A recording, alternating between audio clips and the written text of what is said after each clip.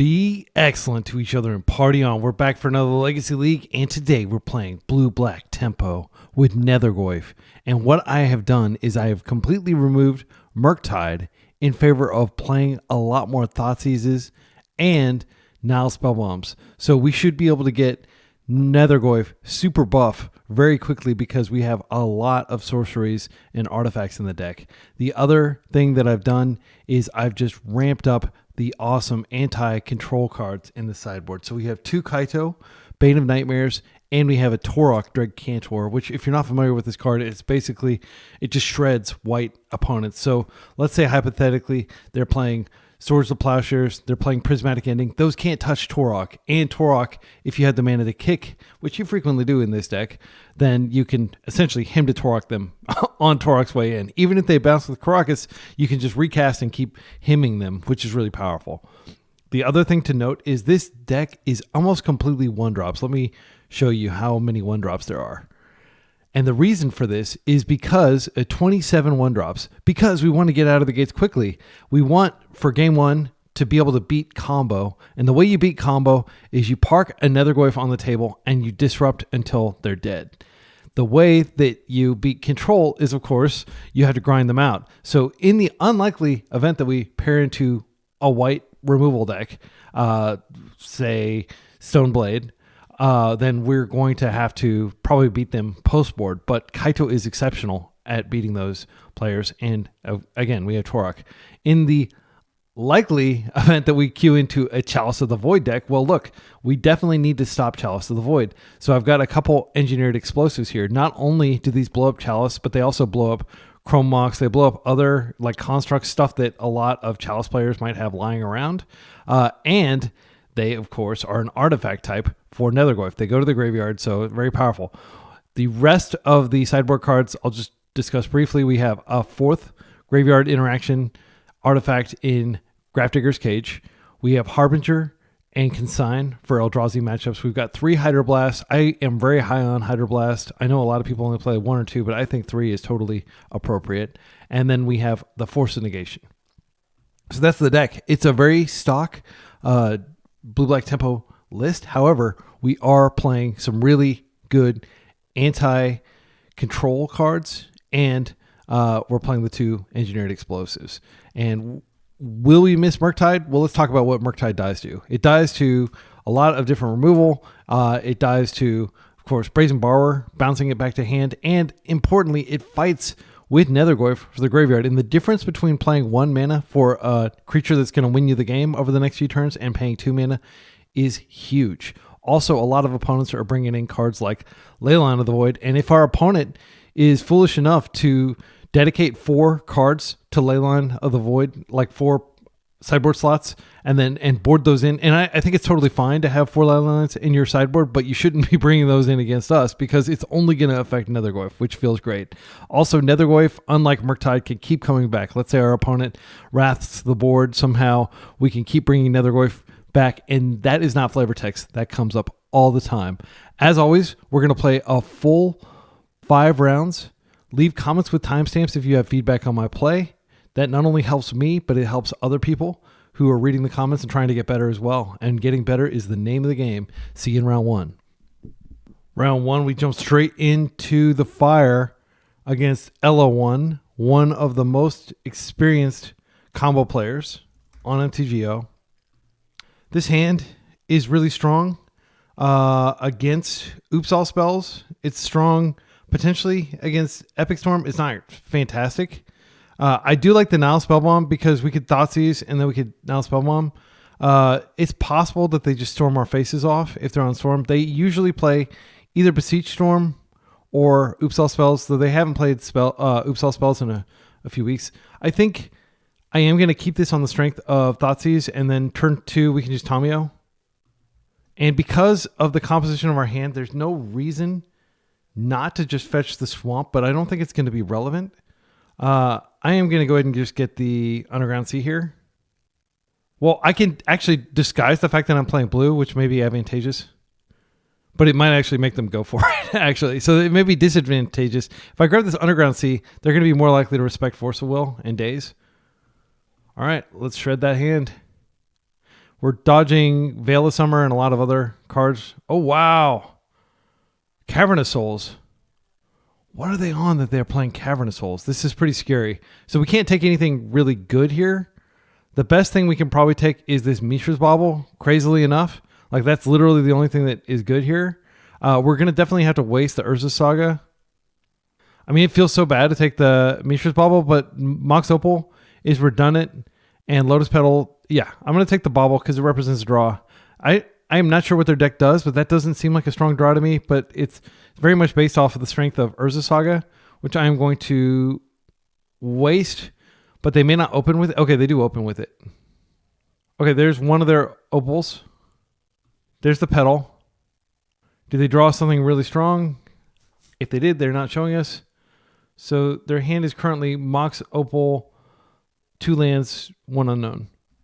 All right, and I think the correct thing to do here is just to waste the Urza Saga and drop a Tamio so we can start teching up. This could be 8 cast, but like, why would it be 8 cast is my thinking.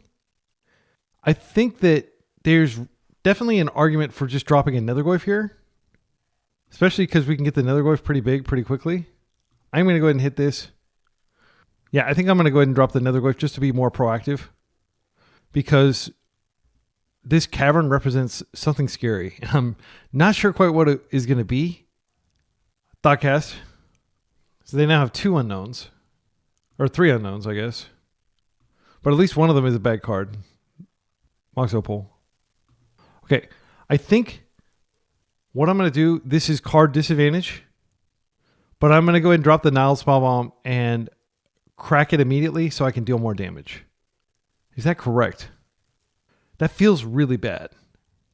I do want to get a card for it, but I do need to develop this. So I think what I'm going to do is I'm going to go ahead and just... I'm going to develop another Nethergoyf, and then I'm going to develop a Tamio as well. And we're going to assume that they don't have creature sweepers in their deck. If they counter any of these, then that buffs the Nethergoyf further. All right, let's swing. And next turn, we'll probably just Nihil Spellbomb to buff both the Goyfs for the next strike. We need them to not draw something insane. Cavern. This could represent Emery, which would be a very powerful card. They name Wizard here, which could be anything. Oh no, is this Nadu? It's Nadu. They don't currently have a way to do anything. What the heck is going on with the text here? Okay, that's the ability it has. Interesting that MTGO decided to put that on Nadu itself. But I guess that makes sense from a consistency perspective. Okay, so currently these are not big enough to kill Nadu. Nadu could also block our Tamio. What a beating. Definitely want a Fatal Push here. Day's not spectacular by any means here. Kind of tempted to just Surveil. And the reason I want to Surveil is we might be able to find a creature type that we can put in there to further buff. Yeah, I think I'm going to go ahead and... I think I'm going to start by Spellbombing to see if we can draw a Fatal Push. It's worth noting that I don't have enough mana to both Spellbomb, draw a card, and use Tamio's ability. So I think I'm just not going to attack with Tamio here. Unless I draw... Okay, Bowmaster's not fantastic here, but, you know, not terrible. I probably would have binned it if I had found it off of Surveil. I am going to go ahead and... I think it's fine to attack with these, and then we might be able to Surveil a land. Just in case they block. I don't think they can safely block this. Okay, so it doesn't look like they're blocking. I'm going to go ahead and Surveil. If I can do extra damage, I want to do extra damage. Let's grab this sewer. Come on, show us a creature. Well, that is something we want to dodge here. All right, so we're just dealing 6, which is not terrible. 4 unknowns in hand. Ancient Tomb. I don't know that that's what they're looking for, but, you know, I don't know what their deck does. Emery. Yeah, we can't stop Emery. They might find a Shuko here, which would be absolutely terrifying. They did not. They whiffed completely, which I am happy to see. They would have had a Bauble in their graveyard that they could bring back. Servant. Okay. Not sure what that's for. We're learning a lot about this deck while we play it. Okay, they chose black. Maybe they're just afraid to snuff out, which is legit. Some people are playing Snuff Out. I don't think it's good enough currently. They shouldn't attack here, but they could. Okay. So far, nothing to trigger Nadu. Just a whole bunch of like combo cards with nothing to do with them. Another Spellbomb is fine. I think we just cycled through it, is my instinct. We could wait till they get something in the yard. They're not going to be able to beat us in combat currently. They could multi-block. Let's see. They could multi-block and kill one. I want to hold back Bowmasters as a surprise. I think I go ahead and just go to combat and see if they block. I need to keep the pressure going. I can drop a Nihil Spellbomb and still have Bowmasters up. If they multi-block, I just have to accept that and probably kill Emery. They're just letting it through. Okay. Confidently planning to kill me with combo. So this drops. We can use this if they put something useful in the yard. Otherwise, I'm just going to instep Bowmaster ping them. Or if I can get a Bowmaster on an important card, that's even better. Their tombs are looking pretty dangerous to tap here. I could have Bowmastered my own Bowmaster to get a little more power on the table, but I don't think that's necessary. I could have done that in response to a combat to like blow them out, potentially kill a Nadu. They're passing. Instep, I am going to flash in the Bowmaster. Right, and this is just going to ping them directly. We can't do anything else, but it is mana efficient to do this.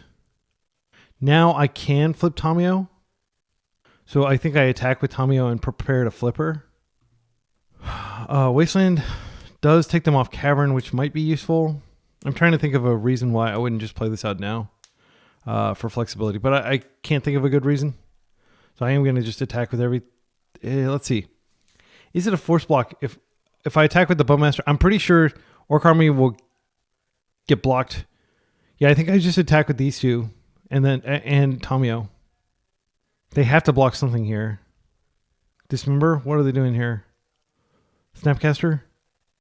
Sink into Stupor? So what are the options? First of all, I can crack this clue and see if I draw like a force, which would stop them from being able to do this. Fatal Push. Okay, so what I can do here, I think I wait till blocks and then I have the option of pushing this. Yeah, but this is like that's a pretty desperate play from us. We can just replay it and attack again next turn. Let's see if they, like how they block, if they want to block the Tamiyo. If they block the Tamiyo, that means they can't block the Nethergoyf. Okay, so now I don't have to worry about Nethergoyf. I could just push one of my own creatures, make this bigger. Let's think about that. Because I do want to kill this, but I don't want to target it. Yeah, I think I'm going to do that. I'm going to push my own creature. This may seem crazy. Tamiyo has already created a clue. She's, we don't really need her that badly. Now, this kills Nethergoyf in combat. Oh, actually, we could have pushed something else. I didn't have an instant in my yard. So that was totally unnecessary. I should have pushed one of their creatures. That was a huge punt. Okay, well, what I'm going to do now is I am going to deploy the second Nethergoyf, and they're going to have to win with 2 life. They have enough life to tap their stuff. I will get the swamp.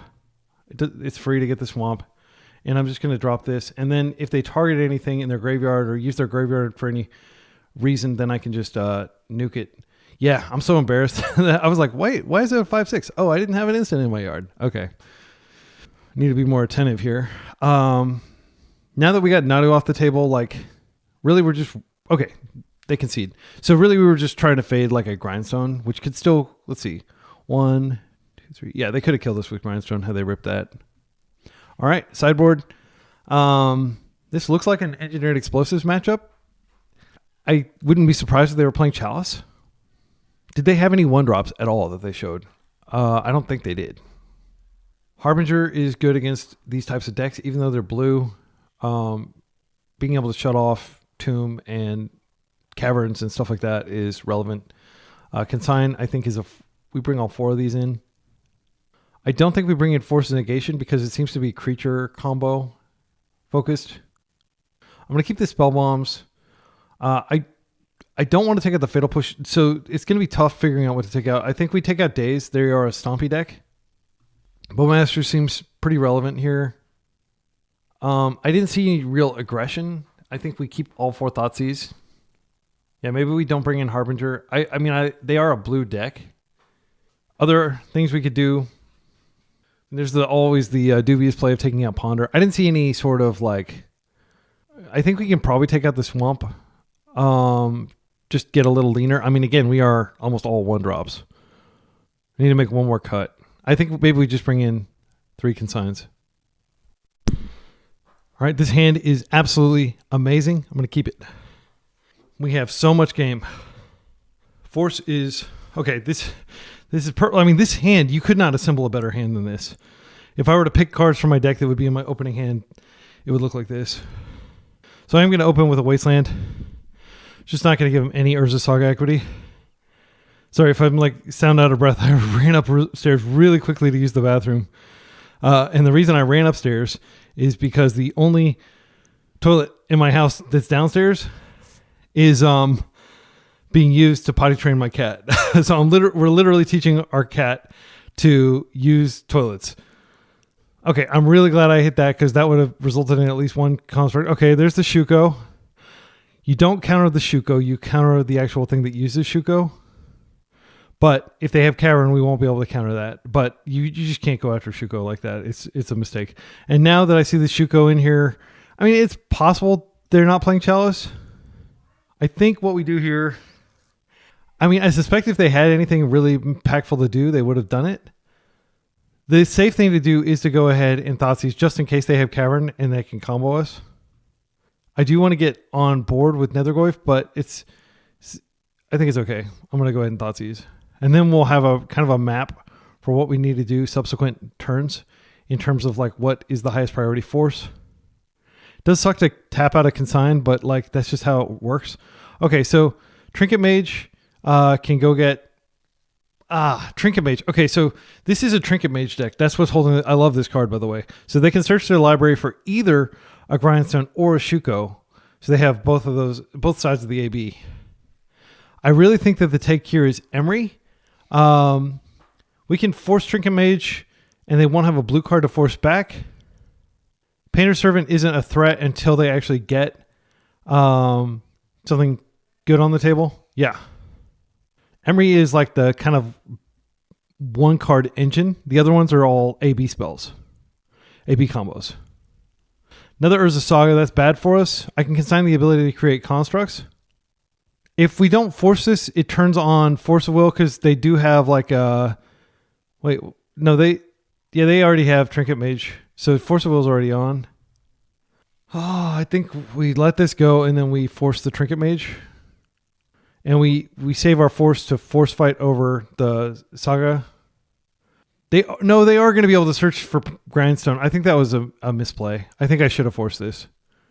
Because the Urza Saga, if we don't find a Wasteland stat, we're screwed. So I think what I need to do here is probably Ponder to try to find a Wasteland. They're bobbling us. So yeah, like hitting that Urza Saga is absolutely essential, or finding some removal from Painter Servant, which we do have. I need to find one of the two. All right, I'm going to go ahead and just Ponder here. I feel really dumb for letting that resolve. That was definitely a misplay. This is an easy shuffle. We're not we need land specifically. Okay, we very well could die now. I think we're likely dead because this next turn, this is going to go get Grindstone, and we're still going to be fighting against constructs and stuff. And it's all because I got greedy and didn't force the servant. I thought we'd be okay. But like the information was face up. I should have just thought of that. There's the Grindstone from hand. I have to force this, unfortunately. And then they're going to force, and we're going to force back. We do have a Borrower, which I'm not going to pitch. I will force pitching Bowmaster. Yeah, I'm going to pitch Bowmasters because we're pretty far from casting that. And they can just grab another one next turn. So it's not like this did anything. Did they pitch the... yeah, they pitched the Trinket Mage. So their hand is one unknown. They do have the ability to create a construct here. That's not really our concern. Our concern is getting ground out. I can consign the trigger, the search trigger. I think I have to. Please give me a land. A Wasteland? No. Okay, well, we have to consign this trigger or we're dead. So that's like a force play. And they're going to be able to create 2 giant constructs in the meantime. So we're not looking good for this game. Let's see. Are we dead? 1, 2, 3. I think we're actually dead. Maybe we have one more turn cycle. Because if we draw a land, we could borrow one of them away. I want to concede. I think the odds of us winning are infinitesimally low, like less than 1%. But I'm going to play it out just to see if we learn anything more about their deck. We still got 11 minutes on the clock, which is plenty for a game 3. But seeing what I've seen, I do think we can probably drop the engineered explosives. Like it's not worth blowing up like, a Shuko or a Mox Opal or something like that. I mean, technically these constructs are blow upable. Maybe that would be something that could swing it if we consign this and next turn we would need to draw a land as well. So like really the best draw in our deck is a land for Brazen Borrower, getting rid of one of the constructs. Nethergoyf is only going to do 3/4, which is not going to be able to stand up to these. So 4/4. Yeah, I mean, we're taking so much next turn. It's not even funny. They may tap for mana. Okay, and now we don't have to worry about the second construct. So I'm just going to consign this trigger. Yeah, that's good. So I was worried about having to fight 2 of them. They may just have the force anyway. Yeah, they just have the force. Okay, good game. We're dead. They're going to go get the grindstone, and they do have the mana to grind us. Okay. Okay, so I think I'm going to take out the explosives. I'm going to bring back in Daze. They do have a disappearing mana base. Daze is not bad against them, even though they're Stompy deck. Now that we know a little bit more about the deck, I do feel like 4 consign is justified because like both of their combos are involve artifacts, and this can interact with it can interact with Cavern. It can only interact with Urza Saga, but the ability, like I wouldn't be surprised if they had 1 ring and stuff like that in their deck. We haven't seen it. I think keeping 18 lands, you might say like, oh, you went down to 18 lands. That's why you weren't finding lands. It does make a difference, but it's not that big. In matchups where you really want to have action and you don't necessarily, like I board this out frequently against combo. We could cut 1 Nihil Spellbomb, but it is just like a really clean answer and it buffs the Goyf. I don't really want to cut it. I think I'll stay at 3 consign and I'll just keep 2 days. I mean, I would like to keep all the days, frankly. But I don't think Daze is at its best against an Ancient Tomb deck that also has Urza Saga. But I do think like keeping 2 of them is defensible. Let's go. Like part of the problem is like we don't really have anything to board out. Like one of the strategies is this creature. Oh, this is a good hand.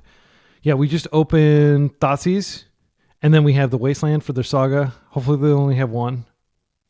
Yeah, this is a snap keep. And then I'll happily pitch Tamio to force if we need to stop something important. And I will actually force this time instead of, not forcing and dying as a result. We probably weren't going to win that game anyway, though, just because like the double Urza Saga was pretty rough. They do have Urza Saga. They have Cavern. Gosh, this is another one of those hands where none of these cards are very good. It's just like a ton of mana. I guess we take Shuko just to mitigate like the risk. I don't think taking Mishra's Bauble is great when it's probably just like going to get a land or something. Like, yeah. Okay, so we took 1 of their AB. So they really have 2 AB combos in their deck. They have Nadu, Shuko, and they have Grindstone Painter. And then they have the Trinket Mage to fetch 1 of those if they need to. Okay, so this is going to be a waste here, and then we're just going to drop the Nethergoyf. Get to beaten. Another Nethergoyf is fine. No complaints there. Okay, they are bobbling us for some reason at this point. I'm not sure why. Okay, and now we can just drop this, and we can pass. It'll grow. Like, once we force something, and I'm going to keep track of the fact that I don't have an instant in my yard yet, and I'm not going to fatal push my own dude. All right, they get their card. Next turn, we can Nethergoyf and Surveil to potentially buff the Nethergoyf. We will never need more than 2 lands generally, unless we need to do like Tamio flip tricks. Okay, Ponder's fine. They have so much mana. We're not in the market for a Wasteland. I'm trying to think of what we could find that would be good here. A Daze might be relevant. I am going to go ahead and Ponder first. That way I can take the best of these 3 cards. Don't think really like Brainstorm is good with Tamio. I think it's worth hanging on to because we do have we have the Tamio Brainstorm combo if we need it. And I'm just going to go ahead and stamp out the second dude here. Because if they want to counter it for some reason, then it'll buff the first. All right, and we'll just hit for 2. And next turn, we're going to probably be hitting for 3. I mean, we could just Tamiyo and immediately flip her. I do like generating clues. We don't want to invest in playing lands, though. The thing to think about with Tamiyo is you have to player attack, actually pay the mana to flip the clue before you're back to like card parity in terms of like the amount of cardboard you've invested. Here comes Nadu, uncounterably. That sucks. I'm glad I took the Shuko for sure. So if we Tamiyo flip, Nadu can just attack in every turn and keep her at low loyalty. So I'm not sure that that's what we want to do. If we Tamiyo first, so we can't currently attack, but we can once we have brainstormed. I'm just trying to decide whether we do want to Tamiyo flip or whether we just want to hold her. My instinct is just to hold her. I'd love to find Wasteland. Undercity Sewers. So here's what we can do. We can put back this Ponder. We can Undercity Sewer, Tamiyo to the grave, and then we can attack, and then we can brainstorm. I like that. Oh, we already brainstormed, so this is already big enough. Yeah, so I'm just going to put Tamiyo to the yard now and put it into your graveyard. Now we're attacking for 8, and they can't really do anything about it. We've got Force up. We've got Brainstorm up if we desperately need to dig some. We've got a Ponder on top of the deck. Tamiyo's not going to be a part of this game, I don't think. I think she's going to get pitched. When you already have like a series clock, like Tamiyo is blue, so she pitches to Force. That's my philosophy. Okay, they're playing at the land. Shocked. Wow, that's bold. What is this? Oh, they don't have the mana to sink our Force. Even if they did, we could just... Oh, no. Put it into your hand? Okay, great. Yeah, that's fine. So this resolves. This can chump. This is going to go get a Shuko. We'll have to force the Shuko. I assume they have a second Shuko. They did find a Shuko. Okay, this is the Force. We have to hope that they don't have a Force. Okay, that makes me feel a lot better about this game. So it's worth noting that when we attack, they could double block here, but I'll happily just get the Nadu off the table if they give us the opportunity. This doesn't matter anymore. It already fulfilled its role. All it is a chump blocker. All right. I think I'm going to Ponder first because I might be able to find like a Force or... I mean, there's the Force. I think we take the Force just in case of emergency. I don't want this Misty at all. Yeah, I'm just going to hold the Force, and I can't really cast anything. I'm just going to attack in with both. And if they double block, I'll bring one back next turn. But they are going to have to block one. They may just chump and then block one. They're going to double block. Okay, so we're going to kill Nadu. They're going to take 4. The board is looking pretty slim. Next turn, I can bring back Nethergoyf if I need to. I'm just going to chill. They can bounce with Sync. Soul Guide Lantern. I mean, is that a Force? We can refill our graveyard pretty quickly. Okay, so if we Force, they can Sync, and we're down a card. I know it's crazy, but I think I am going to let this resolve. If they want to use a bunch of resources, they should take the Nethergoyf here, because I'm going to bring it back. Yeah, that's smart. Okay. Now if we attack, they can do shenanigans to stay alive. Yeah, I didn't want to Force there because, again, we know they have Sync, right? Yeah, they haven't played it out, so they still have a Sync, and they would just Sync into Stupor, our card, and we would be down a Brainstorm. Like, this is a good card for when they tap out.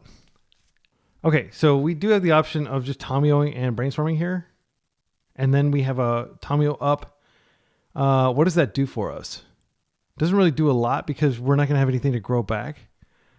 If we had a second type that we could quickly get in the yard, that would be great. Like if we could find a fetch.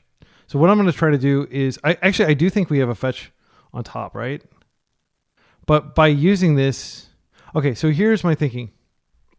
Also, Sync into Stupor can just cleanly deal with Tamiyo. I think I'm going to play Tamiyo out first, and then I'm going to Brainstorm. We'll see what they do. They might just bounce her back to hand, but that is card advantage. Okay, looks like they're going to do something. Is this Sync into Stupor?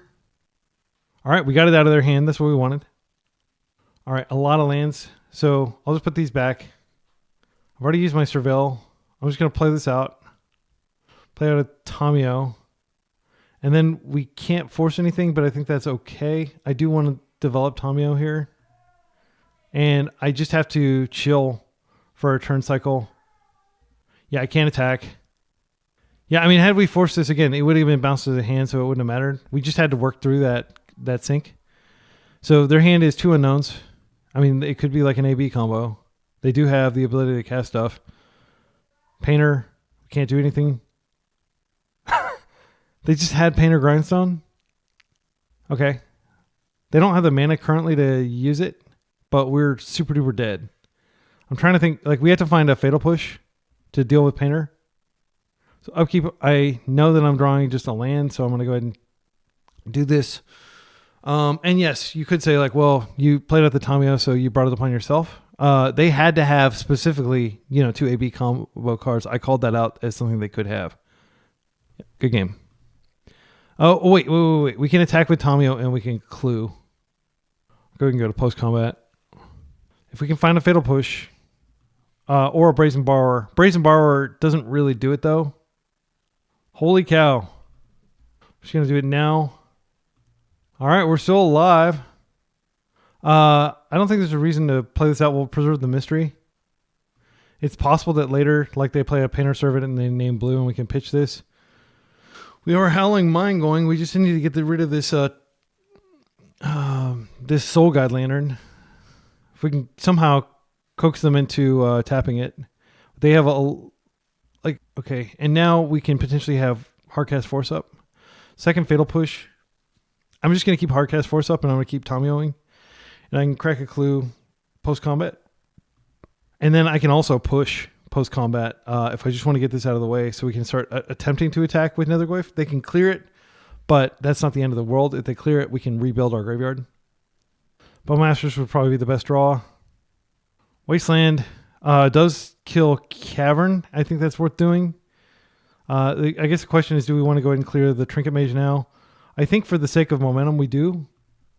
Because I want to be able to hold up Force. And then I'm going to go after Cavern here. Okay.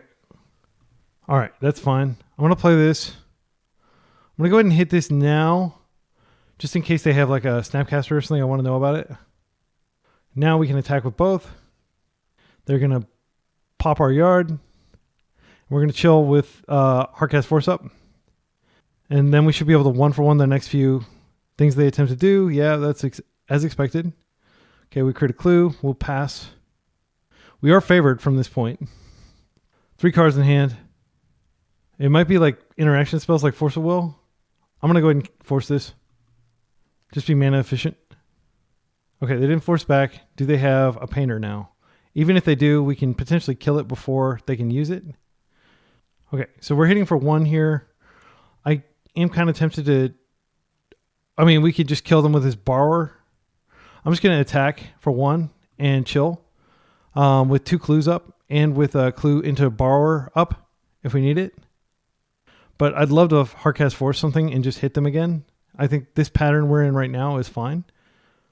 Cavern, okay, not fun. Wizard. Do they have Shuko? Or wait, what are they doing here? 2 blue? Why 3 blue? I think they just tapped wrong. Trinket Mage. I can't counter this. See what they get. They may get another graveyard card. They may just get like something that lets them draw a card. Spellbomb. They play it out. I don't want to counter it. I want them to have to use it to bounce our Brazen Borrower to stay alive. Petal. Okay, so their hand is like nothing basically. As long as they don't find an Urza Saga, that would be bad. Let's go ahead and borrow. And then I'll just draw a card. I'm not even going to wait for their end step because I'm low on clock. Come on. Like if I just get the MTGO spinner here, it's death. All right, so they had to bounce this, which is fine. They'll have to use a Petal to do that too. I can attack with this just like to psych them out, and then I can drop the Goyf and it'll be bigger. I think they will block here. Okay. Bounce it to hand. Another Murktides. drop Nethergoyf, play Island, so we have Hardcast Force up, pass. Can't F6 through the turn. I've got 54 seconds. They can find another way to stop my borrower. They can win. What is this? Nadu? Oh, please don't be Nadu. My goodness, this is like the one card I can't deal with. Oh wait, I can. I can just bounce it out of play. And then I can put the borrower back in. Okay, so we'll go to end step. They will get a trigger off this. If they find specifically Force of Will, that could be bad. Found a Painter Servant. Okay, so we win. We just have to resolve this spell and then attack. Come on, MTGO. That was a very intense game. 17 seconds. Come on, let me connect. All right, we got there. Wow, that was intense. Down to 15 seconds. I hope you enjoyed that very climactic battle. Again, one of the reasons my clock was low is because I think a lot, and I consider all these different lines and stuff. And even though I think a lot, I still did make some punts there. And the other is that I just have never faced a deck like this. This is a really cool brew. So shout out to Ella1 for iterating and playing these cool brews. See you in round 2. Round 2 on the play against a player that historically, true to their name, Bad Boros, has played Boros. This is a Force of Will hand, which they also play Belcher in Modern, so I think this is a very safe keep. I'm going to keep this. If they're on Initiative, which is probably the most powerful Boros deck in Legacy, then we have Bowmasters, which is famously 2 creatures and very able to upset surprise opponents by coming in step and attacking in and taking the initiative. I want to be able to fetch a basic island, and I can also fetch a swamp if I need to. One of the beauties of this deck, now that we don't have Murktide in it, is we have basically, we can cast everything off of an island and a swamp. The only thing we can't do is cast the back half of Brazen Borrower. For that, we do need 2 islands. I played this deck, this exact 75 that I'm playing now. I played it in paper, and it felt amazing. I 3-0'd at our local against some really good players. So, yeah, it's a good deck. Is it as good as the stock blue-black tempo build? It remains to be seen. The stock blue-black tempo generally plays 2 Murktide, and it'll only play like 2 Thoughtseize and only 2 Nihil Spellbombs. Okay, red. I think we respect, and we also just chill and get some more information. I don't want to surveil. It's not worth getting Blood Mooned over a surveil. Now I probably can surveil. I'm just going to chill another turn cycle and learn more about their deck. Yes, Boros decks are generally aggro, but it's fine. We've got Bowmasters. If they just explode with like a whole bunch of fast mana, we want to be there to stop what they're doing. Chalice is something that we do need to daze. I think what I'm going to do is I'm going to go ahead and get on board with a Bowmaster and then I'll daze. We can get the surveil with our 3rd land. No, we can't get the surveil now because we need both mana to cast the Bowmaster. They could have Fury, which I'll happily force or daze as well. All right, so I'm just going to go Island. I mean, I'd be willing, if I were a betting man, I'd be willing to bet that they do have Blood Moons in their deck. It's just too strong to not put in your deck. Even like Initiative plays like Magus usually. Okay, Swamp. Go ahead and daze here. If they have the Spirit Guide, they do. Now we have to force. I'm not going to let this resolve. It like shuts off a significant chunk of our deck. Okay, so I will let them pay. It's an important thing. Yeah, I don't want them, like, they see the force, they're like, oh, okay, I'll just let it resolve. And I don't have to pay. Yeah, you always want to make sure the daze is clear from the stack and that they've used their mana before you force. It's Legacy 101. It was worth, yeah, I mean, the daze was a 1-for-1 though, for their Spirit Guide. I regret nothing. Here is our monkey boy in exile. All right, so we're gonna go ahead and I'm gonna pitch the daze here. The reasoning is that Brainstorm can potentially find us like because we don't need this many lands. Okay, so we should get a mana loss warning, and I'm going to cancel because I do want to use that mana, and I want to go ahead and just Bowmaster. So we're on the board, we're hitting them. If they use Ancient Tomb as a mana source, that can be relevant. Otherwise, it probably isn't. Oh no, I can't brainstorm and shuffle in the same turn cycle. Well, I'll just have to see if they attempt to play a second one. I do feel pretty naked without access to any sort of interaction. But brainstorm is going to help. Yeah, we're not going to be able to get rid of either of these cards, actually. So that was, a questionable play. Maybe the days would have been better to hold than brainstorm. Brainstorm is arguably the best card in Legacy, though. And it just keeps getting better as they print, new miracle cards. And, of course, Tamio. That was a big, shot in the arm that brainstorm needed to be even better. Like, Fury would be pretty devastating if they just have, like, Soul Land into, Monkey Simian Spirit Guide. I think Simian is an ape, not a monkey. The difference is like apes don't have tails or something like that. I can't remember exactly. Please be a Blood Moon. Okay, Lilia. So, unfortunately, I cannot kill her this turn. I'll have to kill her next turn. I mean, I could just find a Daze off the top. I think it's worth brainstorming here and getting an imperfect brainstorm. We can't do anything, but we have lots of action coming. All these cards are great. I don't even want to shuffle anything back. I guess Borrower does answer subsequent chalices for one turn. Okay, so what I'll do is I'm going to plan to put back Bowmaster. Yeah, we need to shuffle one of these away. I think it's a Bowmaster. And then we'll just draw one of these. So they're going to get a card off of this. If they can play it, you may play that card. So if it's a land, they can't play a land. They probably don't have mana to play anything else. But if it's like a Mox or something, they can play it. Lotus Petal. All right, we're taking it. Fury. Holy cow. They can play it. That's terrifying. They can Fury our board here. If they Fury, then I will be mana efficient in Fatal Push. I didn't think about Fury being the card that they could rip. Yeah, they did it. They done Furied our board. Okay. Yep, bye. Well, I'm going to go ahead and get rid of this now. They're down to 3 cards. Nethergoyf will be pretty big. Nethergoyf will not yet survive a Fury Strike, though. Then we can just Surveil trigger if we don't find a good home for Borrower. I don't think Bowmasters is good enough to keep on top. I'd rather probably Surveil. I don't know, maybe Bowmasters is okay. We'll see if they rip the One Ring or something, then that's a good reason to draw the Bowmasters. If they Fury, we could YOLO Surveil and hope to put a artifact or a sorcery in the yard. We actually have a pretty high probability of finding one of those. 5 mana. Do they have a Fury? Looks like it. Terrifying. Absolutely terrifying. Yeah. We can bring him back next turn if he dies, but no, we can't. I'm going to go ahead and surveil and attempt to surveil something in there.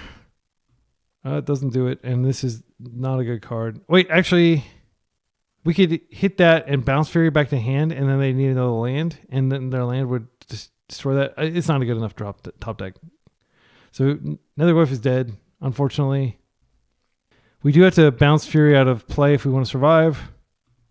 I think this matchup gets a lot better post board because we have access to.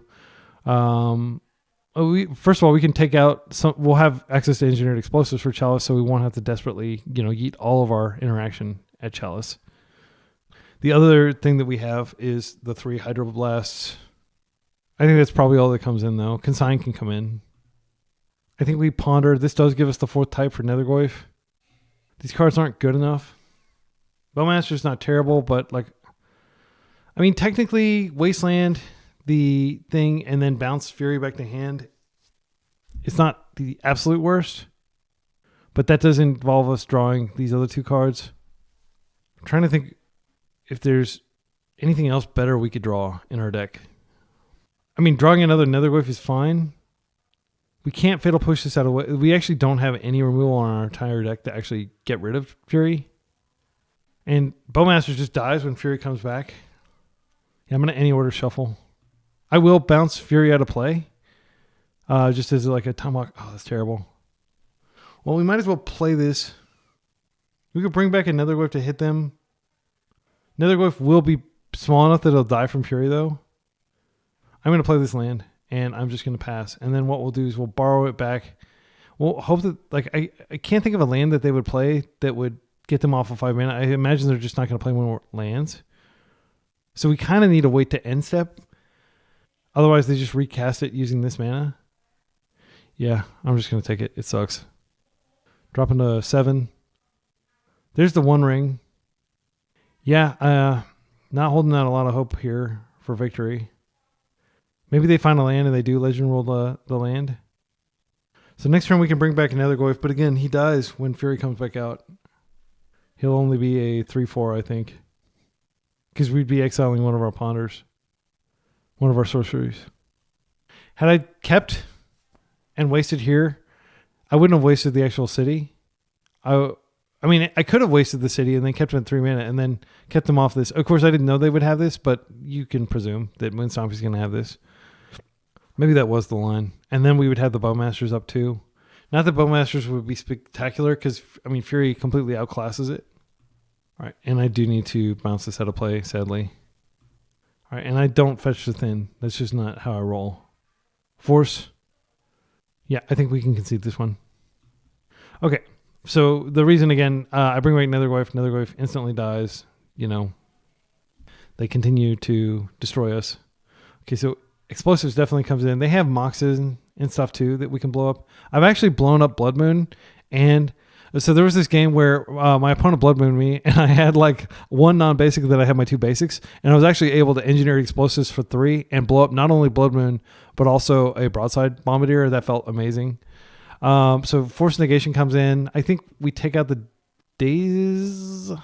Maybe not. Okay, so my new philosophy is actually to... I haven't been taking out the Dazes against Moon Stompy just because sometimes I'm not taking them out on the play for sure. I mean, like half of our sideboard is coming in, more than half. That's like 10 cards. Cards that are not spectacular. Non-Spellbomb doesn't do anything here. Tomio's pretty meh against them in my humble opinion. Like you want to be hitting for damage because they're damaging themselves. You can't really take out any of your lands. I mean, you could take out a wasteland, but they do have wastable targets. I think Thoughtseize is really good on the play, and then I just take Thoughtseize out completely on the draw. Maybe we don't bring in Force Negation. We need to make 2 more cuts. Bowmasters is a clock. It's also a way to win around Chalice. Otherwise, we just don't really have a win con, like unless you consider Brazen Borrower a win con. I'm going to take out a couple Fatal Pushes. That might seem like, why? But like it wouldn't have been relevant that game. It's just not like that exceptional of a card against them. Well, we did push Alelia, yeah, actually, so it was relevant. But I think it's more important to just disrupt them and tempo them than it is to try to like hang back and do damage control. It's one of the reasons I keep the Thoughtseize in. A lot of their hands just collapse to Thoughtseize. So this is an iffy hand because if they have multiple threat, we're pretty screwed and we don't have a path to a basic. We are on the play, so we have to choose whether to keep before they get to keep. I like the double consign. Brainstorm is nice. They're not going to waste our land. They're just going to... But if they have Chalice, we're totally screwed. Like, utterly annihilated. I'm going to mulligan this. I want a Force hand. This has a Hydroblast. I think what we do is we Island Hydroblast, and then if they have a Chalice, we're screwed again. I think I'm going to mulligan one more time. Okay, this is the best hand we've seen. We don't necessarily have to respect Chalice. We can just win with Bowmaster. It's unlikely Bowmaster will go all the way. But the important thing is we have a path to basics here. So I'm going to put back one of our lands. I'm going to put back Brainstorm and one of our lands. All right. And the reason I keep double Force is maybe we force something and then we force something again later. Force is very powerful in the matchup. It used to not be. It used to be like a nightmare with Vexing Bauble, but now that Vexing Bauble's gone, like you're almost always getting like 0 mana to counter something they spent 3 or 4 mana on. They mold the 5 as well. If we knew they were going to mold the 5, that Thoughtseize opener would have been fine, but you can't know that. Like they could just keep a perfect 7 and have multiple threats. Because a lot of times what they have to do is they have to kind of go all in on one card because so much of their deck is mana. They've got the 4 Simian Spirit guys, the 4 Moxen. They probably have 4 Petal. I don't actually know if Moon Stompy plays Petal right now. So what my plan is currently is to just be patient and get our basics under us. because I imagine they have as many as 8. Okay, and now this is what I was talking about. Leyline, no Murktides in our deck. It's not that big of a deal.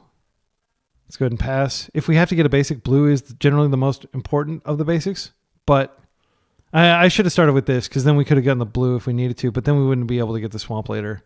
So my thinking is we'll just get blue and then we'll get black, but that might be bad. I might have needed to play the Delta here. Every little decision matters in Legacy. If you're new to Legacy, like sequencing fetches is potentially extremely important. Okay, great. So they're already going down to like a 2-card hand. So Force is going to be pretty backbreaking, hopefully. All right, Bombardiers. Let's not. All right. So this is like an opportunity for us to go ahead and surveil. What could we find off surveil that would be good? Brazen Borrower could slow them down a little bit. Wasteland would be good. Actually, Wasteland would be great here. I think I'm going to go for it. I'm going to surveil. This may be greedy, and we may just keep our top. But we are going to get a basic swamp. You know what? I'm not gonna do it. I don't think it's worth the risk. If they just untap and play Blood Moon, then I'm gonna feel like such a fool for trying to surveil. Yeah, I'm just gonna get the island, and we're just gonna patiently see what we draw. We do have our next turn play lined up. It'll just be an instep Bowmaster. Okay, it would have been nice to surveil that away, but we wouldn't have actually technically. Yeah, actually we would have, because we would have shuffled, and the shuffler would have probably put that on top. Okay. I don't know. I haven't looked at it's not open source, so I can't inspect the shuffling algorithm. What I can tell you is Cockatrice uses a very robust shuffling algorithm. So if you're ever playing on Cockatrice, which is an open source MTGO client maintained by a Microsoft engineer, and somebody complains about the shuffle, just pull it up on GitHub and you can show them the shuffler code, and you can then you can tell them to Wikipedia the algorithm that it's using, and then they'll see that, okay, that's like basically the best card shuffling algorithm out there. Anyway, when people complain about shufflers, like I'm almost certain that like these shufflers use like air quotes perfect. Is there ever any real random number generator other than just like having something that's monitoring the random decay of like some isotope as a way to generate random numbers? Cloudflare, the company, they have a bunch of lava lamps, and they point a camera at the lava lamps, and depending on the position of the lava in a given lamp, they can tell like that's how they determine random numbers. It's pretty cool. All right, so I'm gonna get my swamp here. I mean, I could just surveil now. No, I'm gonna get on board. I mean, if they have Fury to clean this up, it's gonna be a next turn Fury, so we're gonna at least get 3 damage in, and they are playing Ancient Tomb, so that would still be a 2-for-1. But yeah, it's really cool to walk into the lobby. If you're in San Francisco, go to the like Soma where all the tech companies are, and walk into the lobby, and you'll see like all these lava lamps. Just like it's like this giant matrix of lava lamps. It's like 150 of them or something. It's awesome. I love the fact that people are boarding in Leyline against us. I won't love drawing a Nethergoyf here. Okay, another land. This is a surveil land. I'm not going to complain too much. At least this draw was bad, but maybe our next draw won't be bad. We do have Brazen Borrow if we do draw a Nethergoyf and we want to get jiggy with it. Like it is often worth it to just bounce the Leyline out of play. They don't have a way to recast it. They'll often just put it under a Mox. Chalice. Can't do anything about that. But I can dodge 1-drops, which is most of my deck. If we find... okay, that goes in the yard. If we find an Engineered Explosives, that would be exceptional here because we could take them off mana and blow that up. Drew a 1-drop. Okay, we're just going to keep attacking and being patient. I'm not going to play out this land just because it's possible that we find Engineered Explosives and then we can clear it and then we can brainstorm this land away. There's nothing in our deck that requires this much mana. We just have to hope they brick for a few more turns. If they shocked, that means they have Fury. Okay, now we die. Sadly. I can't do anything about this. They're at 8. If we draw a Brazen Borrower, can we race? Let's see. They swing 3 times. We swing 3 times. I think they will win the race. We could borrow, and then we could, when they recast it, then we could play it. Yeah, it's unfortunate that we drew this. I do think we fired off just to restrict their mana. I don't think it's going to get any better. Really, what are we doing here? I think Brazen Borrower is the only thing. Like, I can't think of anything else we can do here. And even, like, we have to draw back-to-back borrowers, essentially. We have to be able to borrow it out and then play one. Attack. Yeah, that's going to require a lot of mana. I probably shouldn't have wasted them if I was going to do that. Okay, drop into 10. Fury. Banned in Modern. It's so good. Yeah, we can concede. Yeah, that's unfortunate. I usually win this matchup. Like, I consider this a favorable matchup. But, yeah, we just lost both games. That was unfortunate. I think I've already said it. It's unfortunate. I think I've used that word way too many times, so I'll stop saying it. See you in round 3. Round 3, we're up against an unknown opponent. This is a pretty good hand. I like this a lot. We can just open Ponder and look for a force is kind of my instinct. But, oh, they said, hey, big fan. Shout out to Toxic123 for tuning in to the Be Excellent channel like all my excellent friends do. All right, let's... I mean, this is a keep. It's just a question of like how we lead.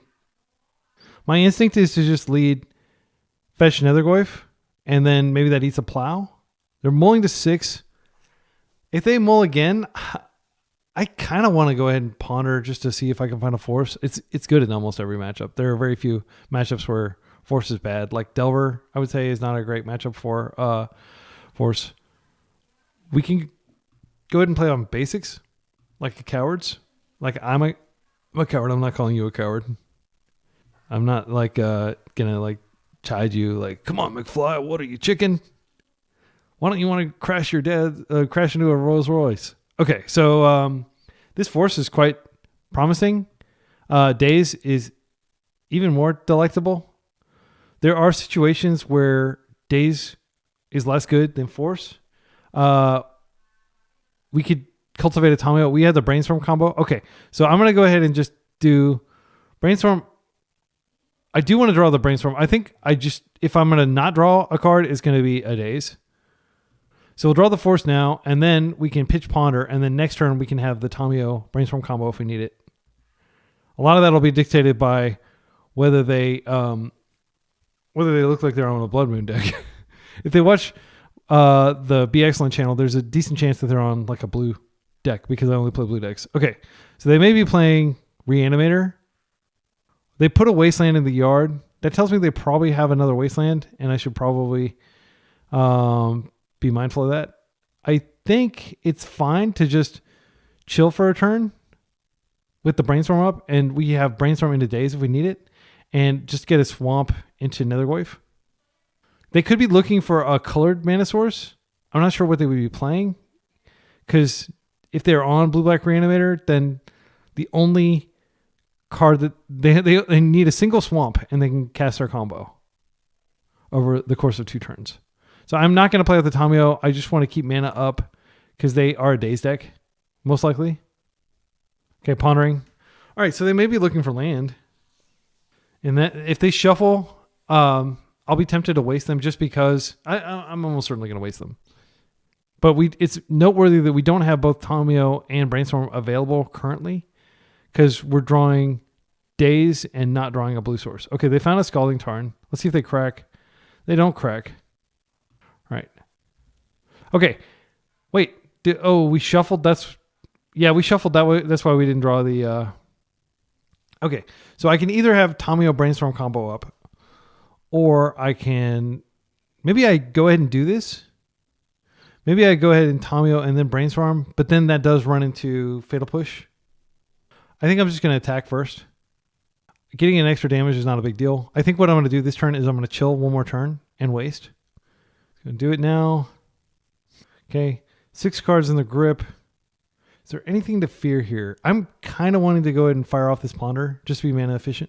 Then next turn I'll have protected Tomio. Spellbomb is almost always welcome here. I do think we want it. Like these are all insane cards. I think I just take the Brainstorm. And no, it doesn't really matter. I think I'll take the Fatal Push. That gives us mana efficiency. I think I'm just going to jam the Spellbomb, and if they Daze that, that'll give me really good information about what their deck is doing. I'll put the Fatal Push on the bottom. We'll do that. And we're just going to drop this. Now Spellbomb is so freaking good. I wouldn't be surprised with the Daze. If they daze, it grows the Goyf. They fetch. They are dazing. That tells me that it's pretty important. I'm drawing another brainstorm. I want to resolve this. If they're on Reanimator, I want to stop it. And yes, I could have just waited. I didn't expect them to daze here. They're brainstorming in response. So they may be able to find another... they may be able to find a force, but they won't be able to find a daze here. Because they've already dazed their soul island back to their hand. We can hope that they somehow get brainstorm locked because they had to brainstorm without the ability to get a perfect brainstorm. They're emergency brainstorming here. Okay. They are forcing. Okay, so we've gotten like a lot of action for this one card. We did pitch a lot of stuff though. And we are sitting ducks here. And not mighty ducks. We got this jacked up to 4-5. He's ready to go in and hit. Island. Ponder. Okay. So I think I just Tamio next turn and hold up brainstorm. And just hit for 4. Again, if I can get them to burn interaction on Tamio. If they're a graveyard strategy, they may not even be playing removal. Like a lot of Reanimator decks are just playing Archon of Cruelty as their sole removal spell. I'm going to go ahead and play this out first. I'm going to play this just in case they counter it. Actually, I'm going to play it with this. This should signal to them that I have a brainstorm as my last card. This is unfortunate sequencing. And I always like to get a clue before I attempt a brainstorm flip. Okay, they have their basics. So end step, most likely Entomb is what I'm thinking. Fatal Push probably isn't going to do anything in this matchup. So there is the option of just proactively brainstorming here, but I don't like it. We could brainstorm and then we would actually be able to plus. If they like end step a Bowmaster here. Okay, there's the Entomb that we expected. Gosh, this means they almost certainly have Reanimate. It's almost always a mistake to let this resolve. However, there is the chance that we are able to stop it somehow, and then we can just hit their yard because we do have 3 main deck spell bombs. I'm going to let this go. I don't want to flip Tamio right now. And maybe me being too conservative about flipping Tamio will be the death of us. So this is going to be Archon, most likely. Oh, Atraxa. Okay. All right, more mana. Here's the Reanimate. So now, to maximize the number of cards we look at, we should go ahead and we should go ahead and do this. If we just rip a force, great. I'm gonna brainstorm. If this gets dazed or forced, the game's over. Oh, this was, I think, the first card we drew. So had we just brainstormed, we would have been able to find it, but we've lost. I'm not going to play it out. Like, there's not really a point in playing it out after they get Atraxa on. Like, we don't have a good way of removing her. Yeah. That's the power of the deck. A lot of people, like I saw somebody in the comments the other day, like, why do you keep talking about it like it's the best deck in Legacy? Because it is the best deck in Legacy. If you look at the challenge finishes, it's routinely the number 1. So I think Grafdigger's Cage comes in. I actually don't think we bring anything else in. Kaito's not terrible. It's just that, like, a lot of times the game doesn't go that long, and these other spells are probably better. I think we could take out some Fatal Pushes. I think I'm actually going to take it. Well, they could bring in, sometimes they bring in, I'm going to take out 3 Fatal Push, I think, and I'm going to bring in the Kaito, because Kaito can potentially win around a monster. It's unlikely, but Kaito can stun. Like, if we had Kaito on the table there, I wouldn't have conceded because we could potentially stun it and then attack in and win. Yeah, I do think Kaito is more flexible and better overall than Fatal Push here. We're not going to take out any Tamios because they enable Kaito. All right. So if you watch the channel, you know this is like my kryptonite matchup. Like, it doesn't matter what deck I'm playing. I usually lose against it. This is a turn 1 Nihil Spellbomb, but I'm not going to play without colored mana. This is a turn 1 Thoughtseize. Daze. I think we do go for the Underground Sea here, and we accept that, like, we're going to be stuck on black if they have the waste. The card that's going to go back is going to be Kaito, because it's like a later game card. You know, my main concern is if they daze, or if they force to protect, that'll mean they probably have Entomb, and I would like to daze that. At the same time, yeah, I think it's fine. I'm just going to go on this, and we won't have daze up this first turn cycle. Okay, let's take a look at this hand. So this is what I feared with their fair plan. They do have a lot of interaction. They have a Thoughtseize of their own. If we take Barragoyf, they have a juicy reanimate target. Tainted Indulgence is pretty bad. It's like a very like a late game card. If we just take the, let's see, what can they likely cast?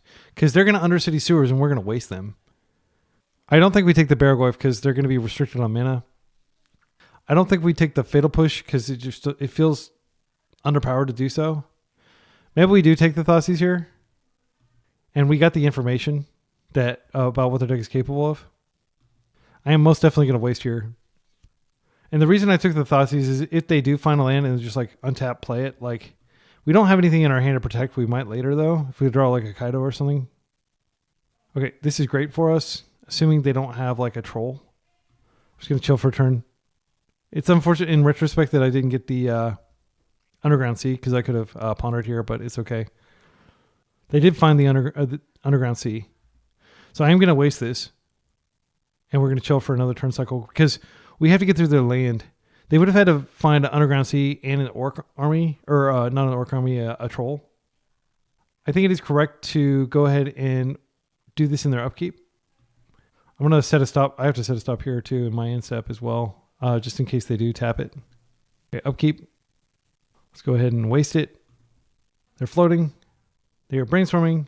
I'm not going to stop that. I'm going to hope that they get brainstorm locked. Not that, like, I mean, I hope that doesn't sound malicious or anything, but like your opponent, when they play like a mana base like the one they're playing here, they deserve to get brainstorm locked occasionally, and I just have to hope that it happens on my watch. They will get brainstorm locked periodically as a result of playing like 16 lands in their entire deck.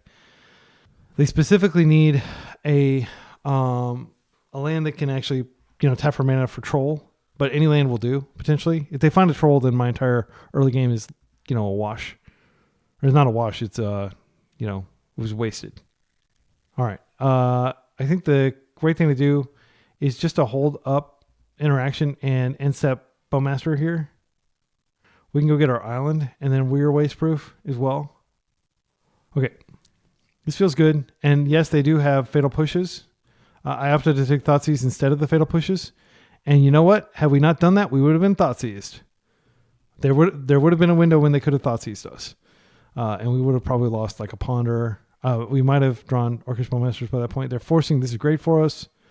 Probably pitching Tainted Indulgence. So their hand is 2 pushes, 1 Barragoyf, 3 non-land cards.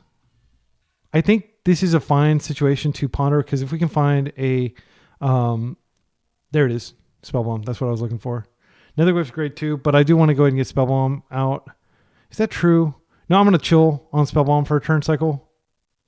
Yeah, I can just play this Goyf out and get the clock going. Yeah, and you'll note that I could have Daze to protect there, and maybe I should have. Maybe that was loose.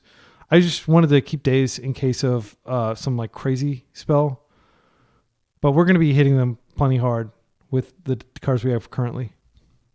Okay, there's the Spellbomb. I'm going to go ahead and play it out. I'll keep the black up in case I need to activate it, but I'm not going to activate it now. I'm going to wait till they actually have something in their yard that's worth hitting.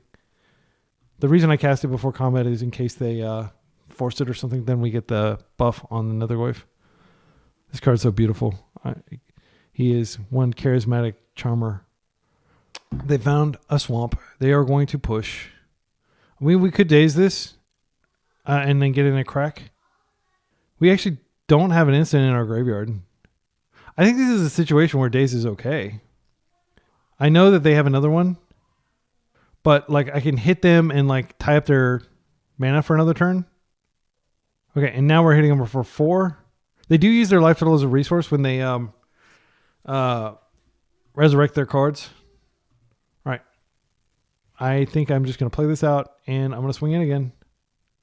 We have Bowmasters end step. If they do successfully push, it's not a big deal. I can bring them back. But I did want to, keep up the forward momentum. We don't immediately have the ability to bring them back. So they push here, which I think is what they're likely to do unless they find another land. We can just end step Brainstorm. Okay, that's scary. Now they have a reanimate target. And they have a blue source, which means Daze is on, which means Bowmaster might not be safe. They could potentially push and daze in the same turn cycle. I think I'm just going to... It doesn't make sense to wait. I think I'm going to go ahead and go for this. I want to keep the pressure on while they're low resource. If they daze here, that'll suck. Looks like they are. They're pushing and they're dazing. So, do we force the daze? I'm tempted to. No, I think that that's bad. The reason I think that's bad is we could potentially borrow the troll back to hand if they spend a bunch of resources reanimating it. This may seem overly passive. I mean, like, if we draw a third land, we're cool. We can just drop. Oh, yeah, I think I'm just going to Thoughtseize here. And again, if they, they have their own Bowmasters, which is pretty scary. They have a Thoughtseize of their own, which is fine. It's a 1-for-1. Yeah, I'm going to take the Bowmaster. All right. Yeah, Bowmaster is very scary. And if I had forced there on their days and played the Bowmaster, they would have been able to Bowmaster my own Bowmaster the subsequent turn. I mean, technically I would have. Let me clear out some of this stuff. Okay, so they have one Barragoyf, one Fatal Push, one Thoughtseize in hand. Wait, they don't have any Fatal Pushes. We worked through them. Okay. All right. I don't want to lose their fair plan. That'll be embarrassing. Come on, give me a land. Grafdigger's Cage does simplify things a little bit. I'm going to go ahead and cage, and hopefully they don't have a force. Okay, and now I think I am going to just go ahead and hit their yard because I want to draw a land. And we're getting rid of a lot of good stuff. We didn't get a land, but we got a redundant borrower, which is nice. Okay. Cage does actually stop me bringing back Nethergoyf, unfortunately. Okay, Tanny the Indulgence, draw 2 cards, then discard a card. So they're just drawing 2 cards and then discarding a card. Not a great... It's like an expensive loot. If I can find a land, I'll probably just play out a Brazen Borrower and start hitting him with it. As weak as that may seem. They are entombing here. They're Thoughtseizing. That's fine. They'll probably just take one of the borrowers. Oh, they took the force. Interesting. I don't know that I agree with that play, but I don't know what they're drawing to. Like, maybe they're worried that we're going to, force the Barragoyf. I mean, Barragoyf is a pain. If we can find another land, though, we can start deploying these and bouncing Barragoyf and tempoing them. They're at 9. Best draw on our deck is probably Nethergoyf. Wasteland might be good if they don't have another land, but I think it's just a matter of time. Yeah, okay, so Wasteland's no longer good. It's worth thinking about this situation. Even if we had a Murktide in our deck, let's say one of those Thoughtseizes were Murktide, we wouldn't have been able to cast it with the current mana configuration. Unfortunately, this doesn't do a lot, but we can keep them off Barragoyf for a turn. I'm just going to do that. We do have Borrower. They're going to Surveil. Tamio would be a good draw. I think at this point with nothing going on the table. Okay, there's their Barragoyf. So something is going on the table, unfortunately. I think the mana efficient play is to go ahead and attempt to bounce this. And if they daze, that's unfortunate, but we don't want to take hits. I'm fine with time walking him 2 turns in a row if we have to, while we try to find another Goyf. There is the 3rd card that we need to cast this borrower out.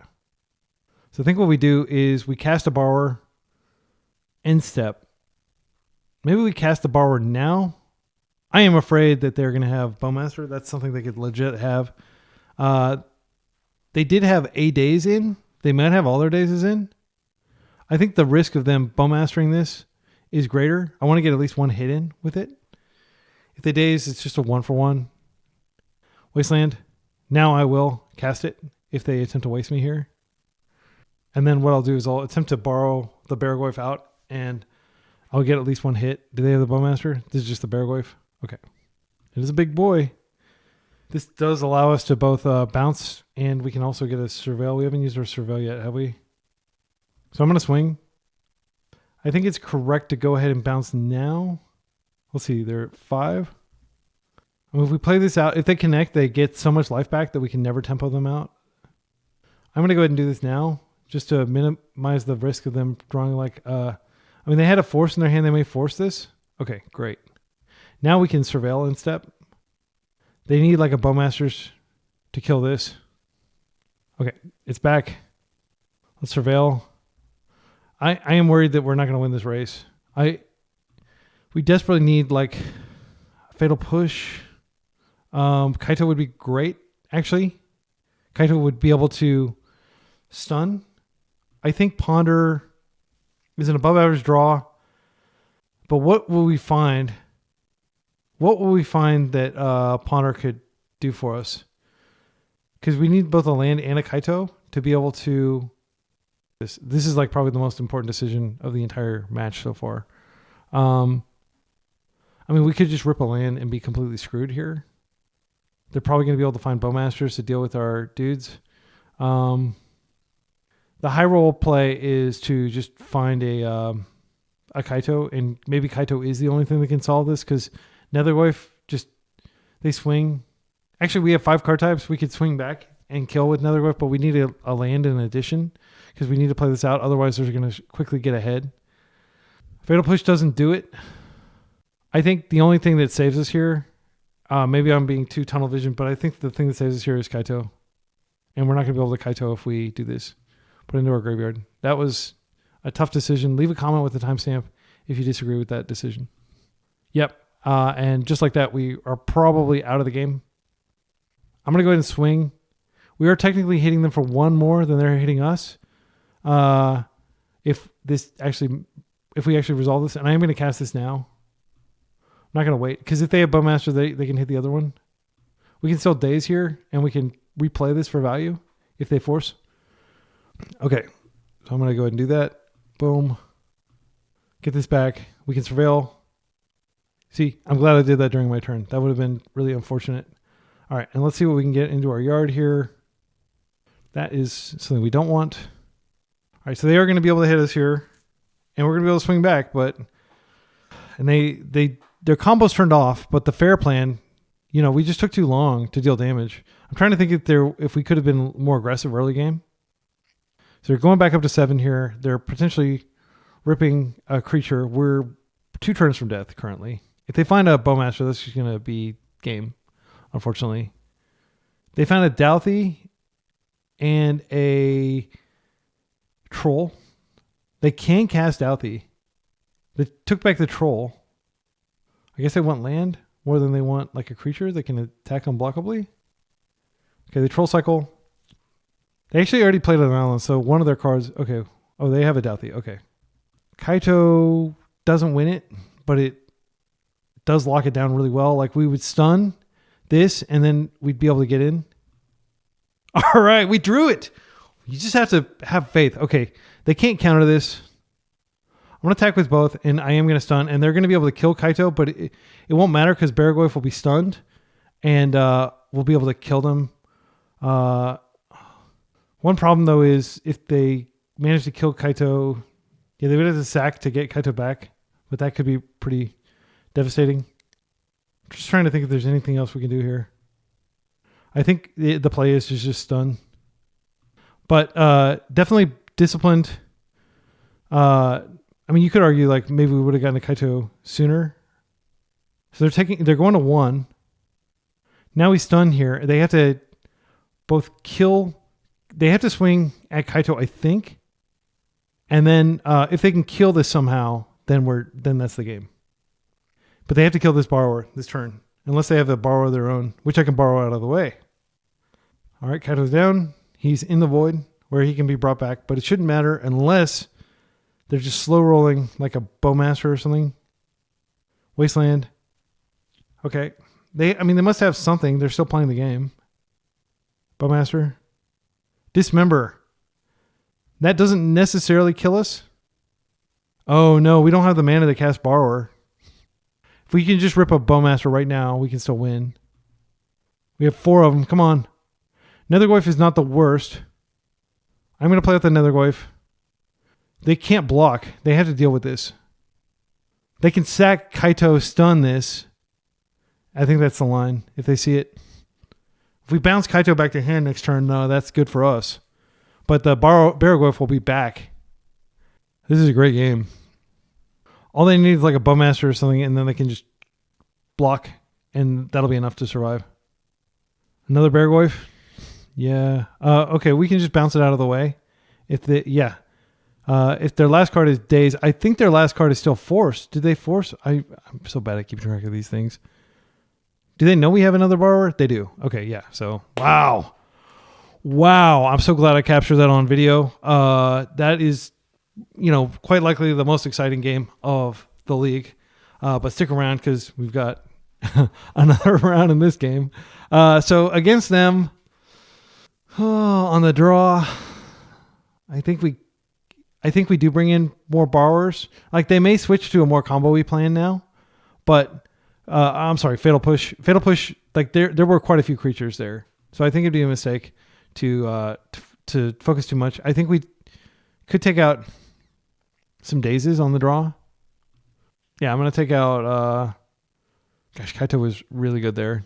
Okay, Kaito just stunning and distracting them for a turn was great.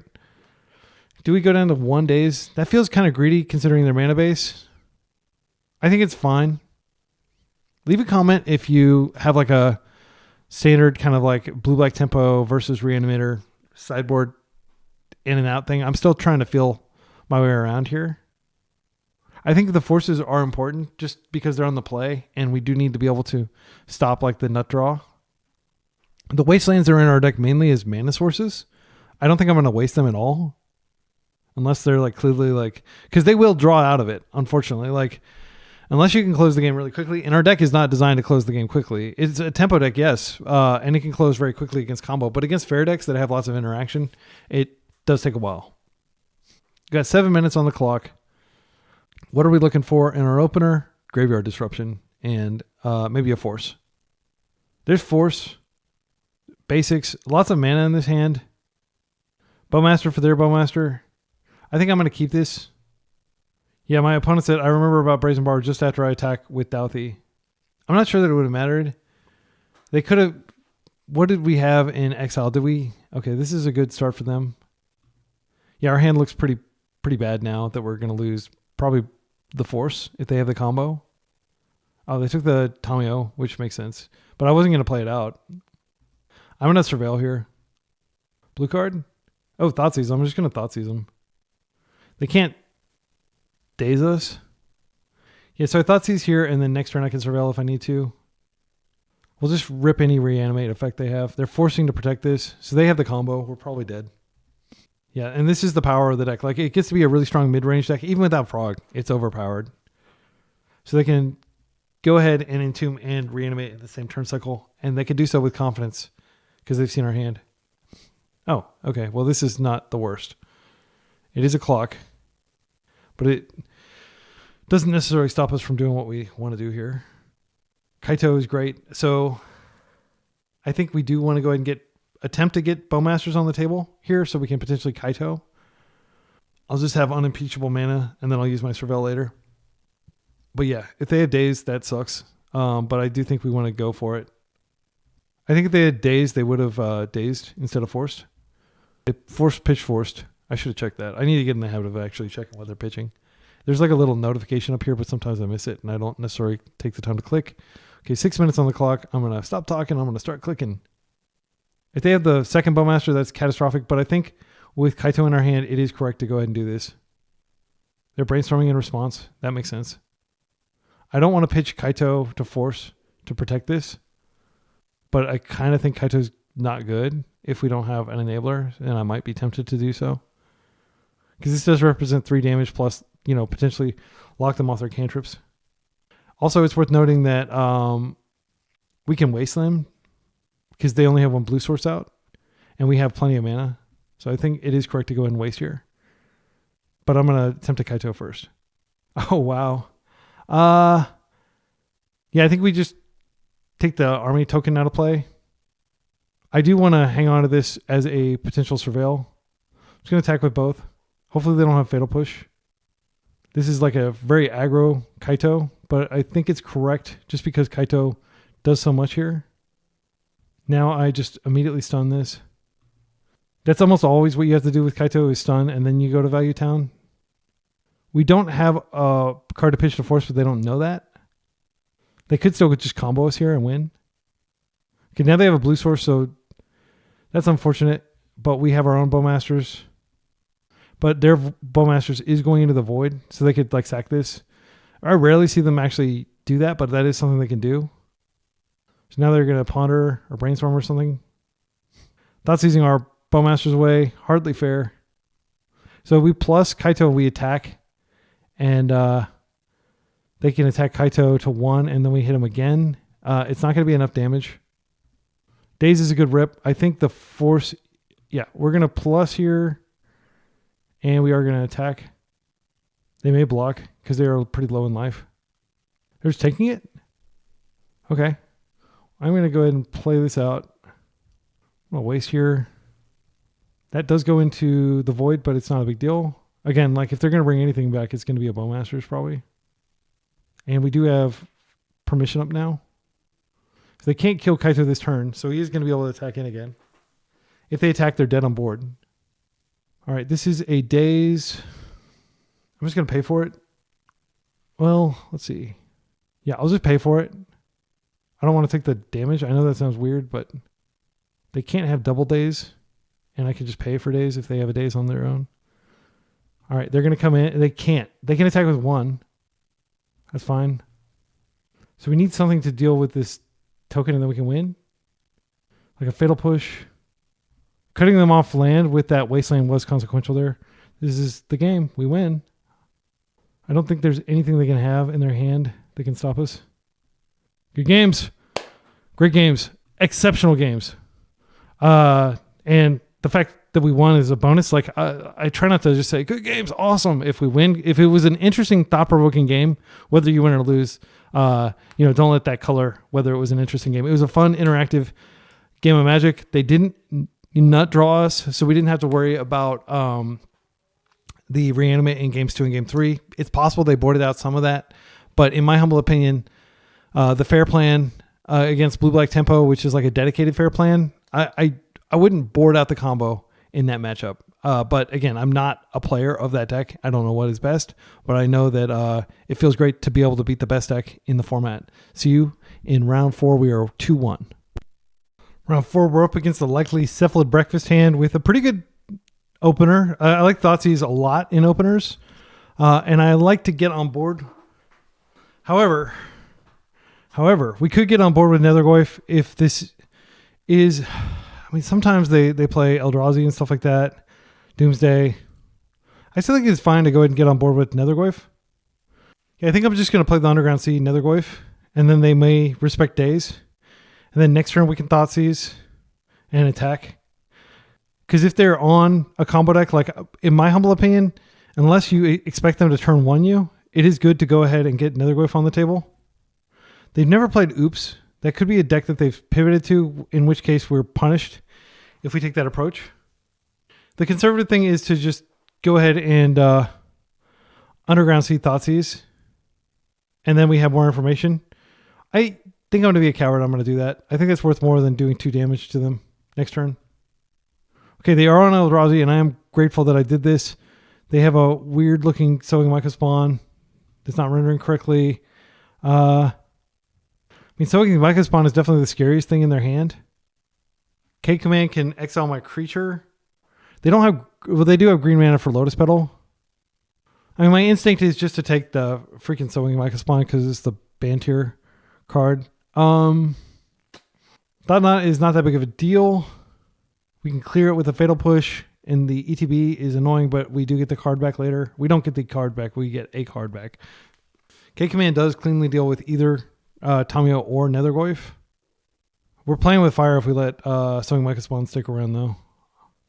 Yeah, I'm gonna do that. Sorry, I deliberated way longer than I should have, but yeah, I don't think it's just me. Punishing Waterfalls, Bosch and Roll, everybody is basically saying ban Sowing Micro Spawn right now. That's a great start for us, considering that we had nothing going on, or we have plenty of mana. That may not be a great start for us, but maybe they were inclined to do that after we took Sowing Micro Spawn. But I think objectively, it's just the most powerful card. I think it's the card you take. I think getting Nethergoyf on the table when they have a Ancient Tomb in their hand is totally legit. At the very least, we're going to get in one crack with it. I'm going to get basics. This does mean that we can't both Tamio and Ponder next turn, which is kind of a drag. I think they probably just Tempo here. Maybe Tempo Petal K command. And maybe we should have led with Tamiyo because that's the one we least care about getting exiled. They don't seem to be playing at the pedal, so I do think we're going to get a crack. If we can find a force off this ponder, it's really good because we can stop K command. I'm going to try. And I do think that's correct because it does buff the Goyf. No, it doesn't buff the Goyf because we don't have an instant. Yeah, I'm still going to go for it. I really want to find a force. I've got a redundant Tamiyo. Days might actually be okay. Yeah, I think we take the days and we draw the brainstorm next turn and we can... It's going to take a turn cycle, but we can flip her. It feels pretty sclerotic. If they... I mean, they had the pedal. Maybe Days is a mistake. If they get greedy and go for like a large K command, then Days will punish. But I think most likely they're just going to thought on us. Probably take our borrower. Okay. For whatever reason... Oh, now they can play at the pedal. Okay, that makes sense. All right. Now they have the mana, if they want to go ahead and K command, but they can't get rid of anything. No, wait, they do. They have the mana to get rid of this if they just pay everything to K command this away. Mox Diamond. Okay, so now they have a lot of mana. Okay. We don't have any counterplay to this. Like, we can bounce it back to their hand, but and these, unfortunately, can just wall our Nethergoyf forever. It's pretty bad. Tamiyo is feeling terrible right now, but we don't have a way to brainstorm her away. We just have to hope they go all in on a big K command here, which they're not. They're being disciplined. So I'll just hold my days. There's no point. Getting this pedal out of play is not worth doing anything here. Yeah, the pedal already generated value from the Fleshraker. That was a great top deck. That would definitely be what I would take over the Thoughtseize if it were in their opening hand when I Thoughtseized. Okay, so drawing Brainstorm, not feeling great. They got Thoughtseize, which can take Brainstorm. So one option is we Brainstorm into like a Fatal Push. We'd need something else to Fatal Push. But I think Brainstorm is in order. I don't think Tommy is going to get us where we need to go in time. Okay, these are great. So what we can do, Undercity Sewers goes back. Tamiyo goes back. I'm going to play this out. I think it's worth just borrowing this out of play for a turn cycle. Maybe we get lucky and they go for some greedy play where we can daze or double daze. I'm just going to get it out of play for now. Next turn I can Tamiyo and potentially do something else. So this doesn't accomplish a lot, but it does buy us a little bit of time. And that is what we need is time. I'll happily daze if double daze something. We have that luxury, and that's one of the reasons like a lot of people might be like, oh, you don't need to play all 4 dazes. Like I found 4 dazes to be almost always worth it because you get in situations where double daze is still really good and you get to hold up interaction. Here's the Fleshraker. Nothing we can do about this. Here's the Thoughtseize. Nothing we can do about this either because they still have tons of mana. Yep.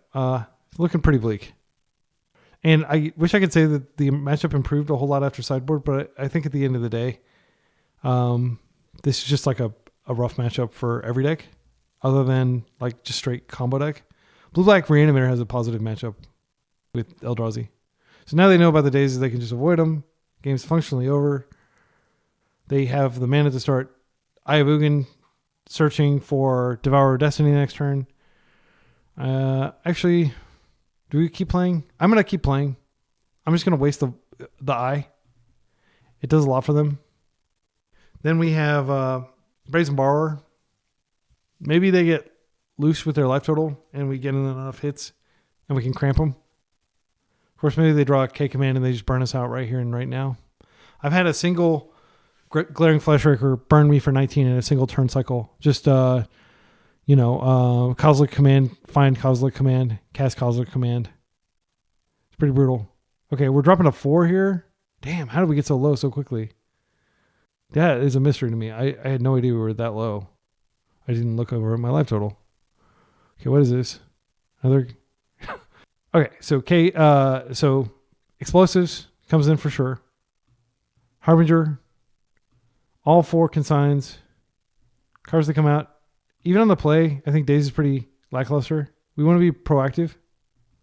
Fatal Push does do stuff. Now Spellbomb comes out. Thoughtseize. On the play, I like to keep in Thoughtseize. And on the draw, I like to bring in Daze again. Because like you are doing damage to yourself. Tamiyo's not exceptional. Are we freaking dreaming that we might ever be able to get Kaito out? I think we kind of are. Because they are a wasteland and double wasteland you type deck. Like exile your land, waste you type deck. We can't like safely just rely on our basics because of sowing Micro Spawn. I don't think this is a Kaito matchup. Let's go. We're going to tempo them. I know we're going to tempo them without days. But basically we're going to run their hands out of things to do and then we're going to beat them down. This is an exceptional hand. I'm going to keep this. The reason this is exceptional in my mind, we have, and I'm going to start with a basic swamp. Am I? I think it'd be a mistake to start with a basic swamp. I wish I could put that back in my hand. In a casual game, I'd say, oh, let me resequence the lands, and usually people would let me do that. I think even at Eternal Weekend, somebody would let you change your land drop, but you can't do that on MTGO. So if we get the swamp, then we don't have waste and can sign up. I think it's okay, though. I'm going to get the swamp. Like, there aren't that many things they could do, and we're going to see what their hand is capable of doing and probably take their fastest thing, so we have plenty of time to get the consigns on. This is a very reactive hand. We need to get our swamp anyway, and the reason we need to get a swamp is because we're going to hopefully Harbinger them out of the game. We only have one Harbinger that we're drawing to. A lot of people play two. I mean, I think it might be okay to play a second one. Okay, so here, I think the easy take is Chalice. These other cards are pretty brutal, but like Chalice just is an ordeal that you have to play through forever. We hit their eye and they don't have a lot going on, but they do have the ability to, they don't have the ability to Chalice immediately, actually. So next turn we are going to be wasting them for sure. Unless they drop Cavern. I don't feel safe wasting Cavern. I feel like we need to hold it for our eye. But we can grab Consign. Any sort of Spirit Guide, anything, and they can cast something here. But I feel like you absolutely have to hold for eye. Eye is just so powerful. I mean, eye is the reason this deck exists. Like if you took out eye, I don't think people would play Eldrazi. Yeah. I'm just going to chill, and I'm going to waste their eye when they play it. It sucks. Because if they have like a Petal or something like that, they can power out a Thought Knot. Okay. They have a Wasteland. They're not wasting. That's even scarier for us. Yeah, that's even scarier. I think now we have to go for Cavern, sadly. Okay, they're doing this now. That's fine. I'm not going to float. I'm not going to pretend that I have something going on here. Okay, so we could ponder here and hope that they just don't have Accelerant. Actually, if they can play the Wastegate, but that's it. They can K-Command for a lot. We have to hit the eye. I'm going to go ahead and ponder here and try to set up, like, find a Nethergoyf. Nethergoyf does die to Kozilek's Command, though. These are too reactive. This is another land, though. I think what we do is we take the push and... Yeah, I'll take the land now. We can't waste them because we already made our land drop, so we're just going to chill and hope that Force holds the fort, even though they've got a Cavern on the table. But Force does counter K-Command if they try to K-Command right now. Petal. Okay, this is what I was afraid of. Now they have uncounterable. They can't take our Wasteland, which is the important card here, but they can take something else. Oh, well. They're just probably going to get a Wasteland here, which makes me glad that I did get the basic, or I have the path to basic here. Fatal Push is not consequential. They may just go for like a Guy's Cradle or something. Like, I love it when my opponents get greedy and don't just waste me. But our opponent's pretty experienced. They may just grab the waste. That's definitely what they should do. Then we waste the eye, and then they are low on mana again. And they still have 2 Wastegate Battle Mages and a K-Command. Okay, they took an Eldrazi Temple. Now they can just play the Thoughtseize here. We can't force this. I think I am going to. I just don't want to deal with the body.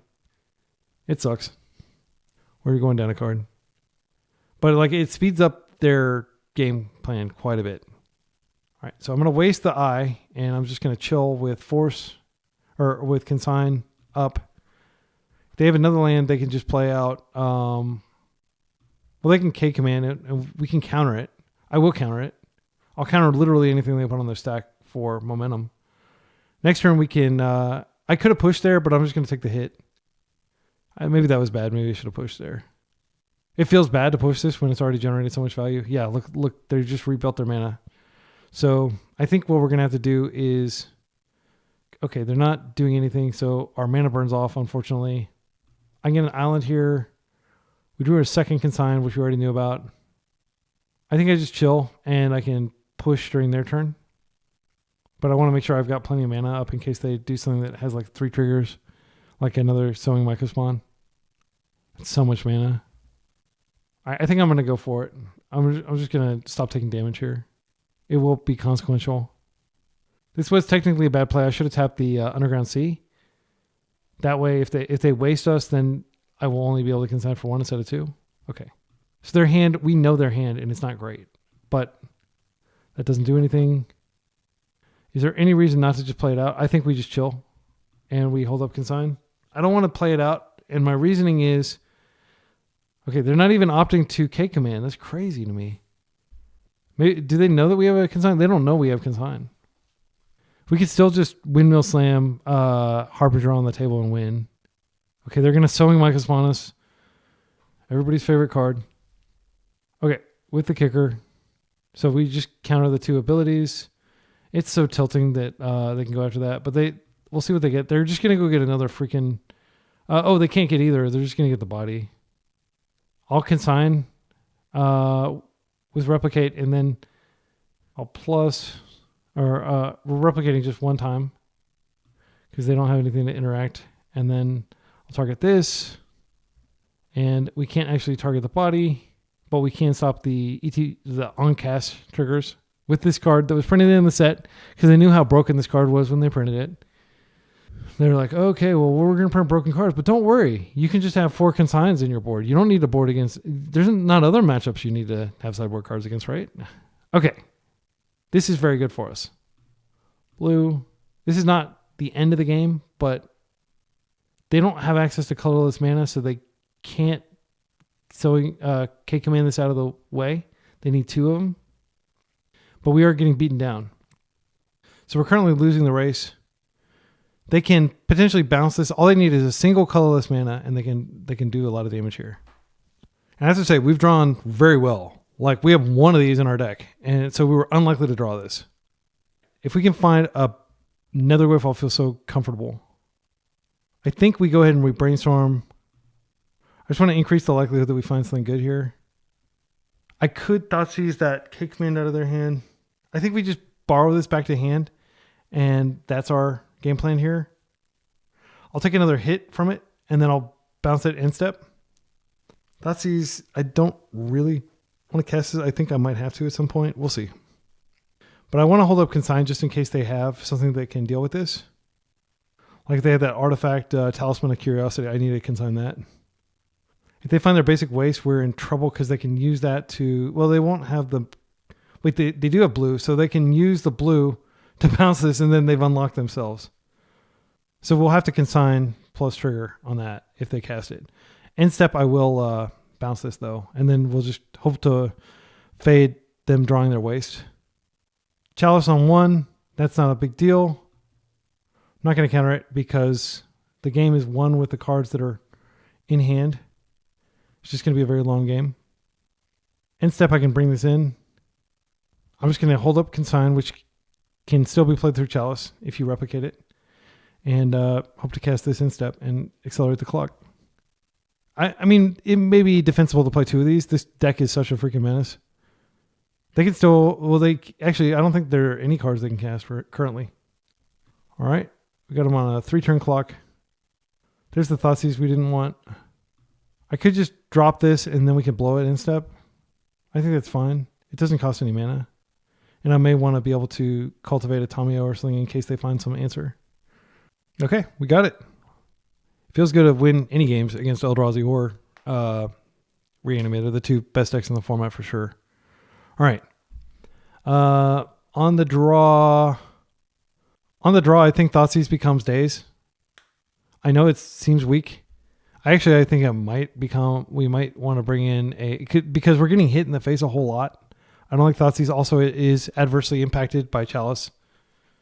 I think we bring in A Force and 3 Dazes. Is that correct? Maybe we bring in Kaito. I mean, Kaito seems so unlikely to matter, but he is so devastatingly good if he does hit the table. On the draw, it seems like less likely, but like if the game gets stalled out to where Kaito is relevant, that is very good for us. I don't want to remove any removal. I want to keep my Tamios in just as Kaito enablers. It's possible they have a slow hand. I mean, Tamio would have been fine there if she hadn't shown up so late. This is an excellent hand. We have Chalice covered. We've got a Consign. The main thing we're worried about is the fact that we only have a single colored mana source. But I think if we waste them several consecutive turns, that might get us where we need to go. They really don't have very many turn 1 plays or turn 2 plays. They mulled to 6. A Force would definitely make this hand better. But you can't have it all. Mox, okay, please cast Chalice. I want to blow up your Chalice. 2 mana. Grim Monolith, okay. This is not a card that is very common. I think at this point, we just play this out. We can go fetch a basic. Do we want to fetch a basic island? I'm going to chill and I'm going to hold up Consign just in case they cast like a giant cake command. Yeah, that's what I'm going to do. I'm not going to get. Well, I mean, actually, I might Surveil because like we're already vulnerable to a Wasteland with our current hand. I suspect they have a big cake command. Do we tap off to Surveil and then get K commanded? Because if they tap this for K command, it's so good for us. I think we could go ahead and waste the Temple. I think I am going to just start wasting their mana. I know that may seem really passive when they have so much mana out, but this Temple does do a lot. If we hit the Cavern, we can hit the bodies. I think I'm going to hit the Temple, and I'm going to do it now. And then if they didn't float or anything, so yeah, we're just going to play super duper slow, super careful here. If we can resolve this engineered explosive, I just want to make sure it's a 2-for-1. It'll be a 2-for-1 technically anyway because of Mox Diamond. They had another Temple. I'm just going to repeat the previous turn. They're at 2 cards. We could be hitting them, yes. If I can get them to tap this Grim Monolith and then like blow up the Mox, it'll feel so good. I'm just going to keep Consign up. I'm going to stay disciplined. Once they tap the Monolith, I will happily do whatever I need to do. Okay, there's the eye. That's the one we really need to counter. Okay. Well, now I still think we keep this up. I think what I'm going to do is I'm just going to drop a Nethergoyf here. So at least I have an attacker. This might actually also help bait them into K commanding. And unfortunately, I do have to get an Underground Sea with this. But I can't tap this and activate it until they cast the K command, just in case they have that. I may be overly cautious and zeroed in on K command, but it can blow us out pretty hard. It's like a ridiculous card. As Bosch and Roll likes to say, the most disgusting card ever printed. Flesh Ricker, I mean, this is a Consign. They didn't tap this, which is worrying. They may have freaking... Yeah, they may have... Let's see. 1, 2, 3, 4. So they won't be... Oh, they're floating 2. Yeah, they could just freaking Sowing Muckus instead of the dirt, can't they? I think we have to chill and Fatal Push it. I'm going to see what they do here. Another one. Okay, now that they can't Sowing Muckus into the dirt, I am going to go ahead and fetch, and I'm going to attempt to push this. You don't let 2 of these hang out on the table. It is a recipe for death, and not for theirs. Okay, so they're pinging. Now, actually, they do have the mana that's Sowing Muckus because of this. So 1, 2, 3, 4, 5, 6. Yeah, they can Sowing Muckus and kill both of our lands. Absolutely brutal. If that's their last card. If K commands their last card, I'll be so frustrated because I was so patient and then they forced my hand. I guess I could have waited and seen what their last card was before I did that. Maybe that was a punt. Okay, they're doing something here. Okay. Oh, there's no tapping. Okay, thank goodness. Oh, wow. That was really dumb, in my humble opinion, because now like Nethergoyf can attack profitably and do damage to them. If they kept that around, they could have just chumped. But maybe that's not what they're thinking. Maybe they're not worried about that. So one option we have is to just pop the explosives to hit this and restrict their mana a little bit. And it'll also blow up their Flesh Ricker. I do think at this point it's fine to play it out. If we pop it, it does make Nethergoyf stronger. I also think it's fine to play out a Tamiyo here. See if they want to counter it. I think we might actually be able to win this game. I hope that doesn't sound like overly confident, but they're down to 1 card in hand. We have several consecutive cards covered, assuming that they're not creatures that if they cast whatever is called Devourer Destiny, we'd be able to stop the trigger, but we wouldn't be able to stop the creature, and that would be pretty punishing. Another one. I have to force this. I think we do force, and we hold up consign. They've given us a window. I can just force pitching this other Tamiyo. And of course, because it's an on-cast trigger, they get the thing anyway, even though I countered it. They can sack to create mana, and I do lose a life. They can attack in, but I'll just block. If they have a Wasteland that they've been slow rolling, that would take me off consign, but they wouldn't have any more cards. Oh no, Sowing Micah Spawn. Oh, Battle Mage. Okay, so did they get both the abilities? Holy cow, I didn't even think about that. That's such a punt. And it gets exiled too. I can't blow it up. So bouncing this to hand. I think I do want to keep the I can't counter the creature itself, can I? With both kickers can't be countered. Okay. So what I'm going to do is I'm just going to stop the trigger that would exile our artifact. Yeah, that sucks. Not really a 3-for-1, but it's close. And they get technically these spawns and all this stuff, so they're getting tons of value. They're bouncing this. They're going to be able to attack us. Now they've got another attacker. We do have explosives, which we can blow up. And I think I am going to do that this turn. I mean, I want to do it, but I actually want to deploy the Tamiyo and do other stuff too. And maybe they just don't draw another one. But blowing up the spawns and hitting this restricts their mana a little bit. And it also makes it a little less comfortable for them to block Nethergoyf. Yeah, I think let's see, if I draw a land, that'll be pretty easy. I think we need to hit this with Fatal Push and we can't. Gosh, so tilting that I want to blow these up and start attacking in. Let's see, they have 1, 2. If I blow these up, then they're pretty far away from activating Eye. They would have to take a turn cycle. They wouldn't be able to untap that. I think I am going to go ahead and just blow this now. It'll suck if they just draw something naturally, but we are going to kill these spawn tokens. And now they actually have to start blocking if they want to prevent us from dealing damage to them. Maybe this is an over-aggressive attack. Yeah, maybe we hold back their aggression and, soon we'll be able to Fatal Push and stuff. We just have to fade 1 draw step. If they find a K command, they can still K command because it would be too cheaper because of K command would be absolutely devastating. Okay, they found a Wasteland, which is also pretty devastating. It doesn't have flying or anything. Okay, so I'm definitely glad I held back Nethergoyf because we would be losing that race. I think what we did there with the, it worked out. Okay, yeah, they're just hitting RC, which sucks. And if they did that during our turn, we'd be able to get rid of their Fleshraker. Fetch land. Oh no. I think we does playing Tamiyo do anything? I mean, it puts a blocker on the table. Let's see, if they double block, I just kill this and I'm very happy with that. I'm going to tap out. This is crazy. This is probably dumb. But I want to start hitting them. And if they do double block this, it's totally fine. I just need to get Fleshraker off the table. But this can block one of them, so we're not really winning the race. But we'll start Tamiyoing, and if we find a land, but with the current configuration, I feel like we are losing just because of this Eye. They are attacking with both. Doesn't matter which I block. I will block this. What did they draw? If they drew a Wasteland, that's the game. Okay, they have tons of mana now. 1, 2. So they don't have enough to untap this.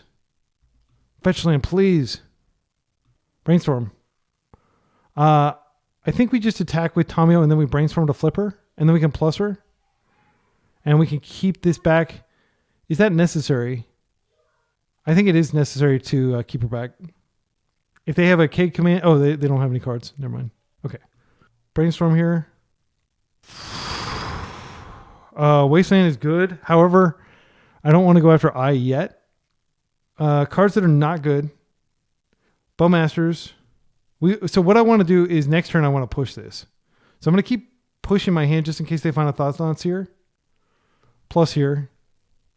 Land. I think we do have to, I mean, yeah, I'm going to keep this up. At the very worst, you know, it does allow us to draw extra cards. I think Tamiyo Ultimate is a very real possibility. Oh no, Soaking Mycospawn.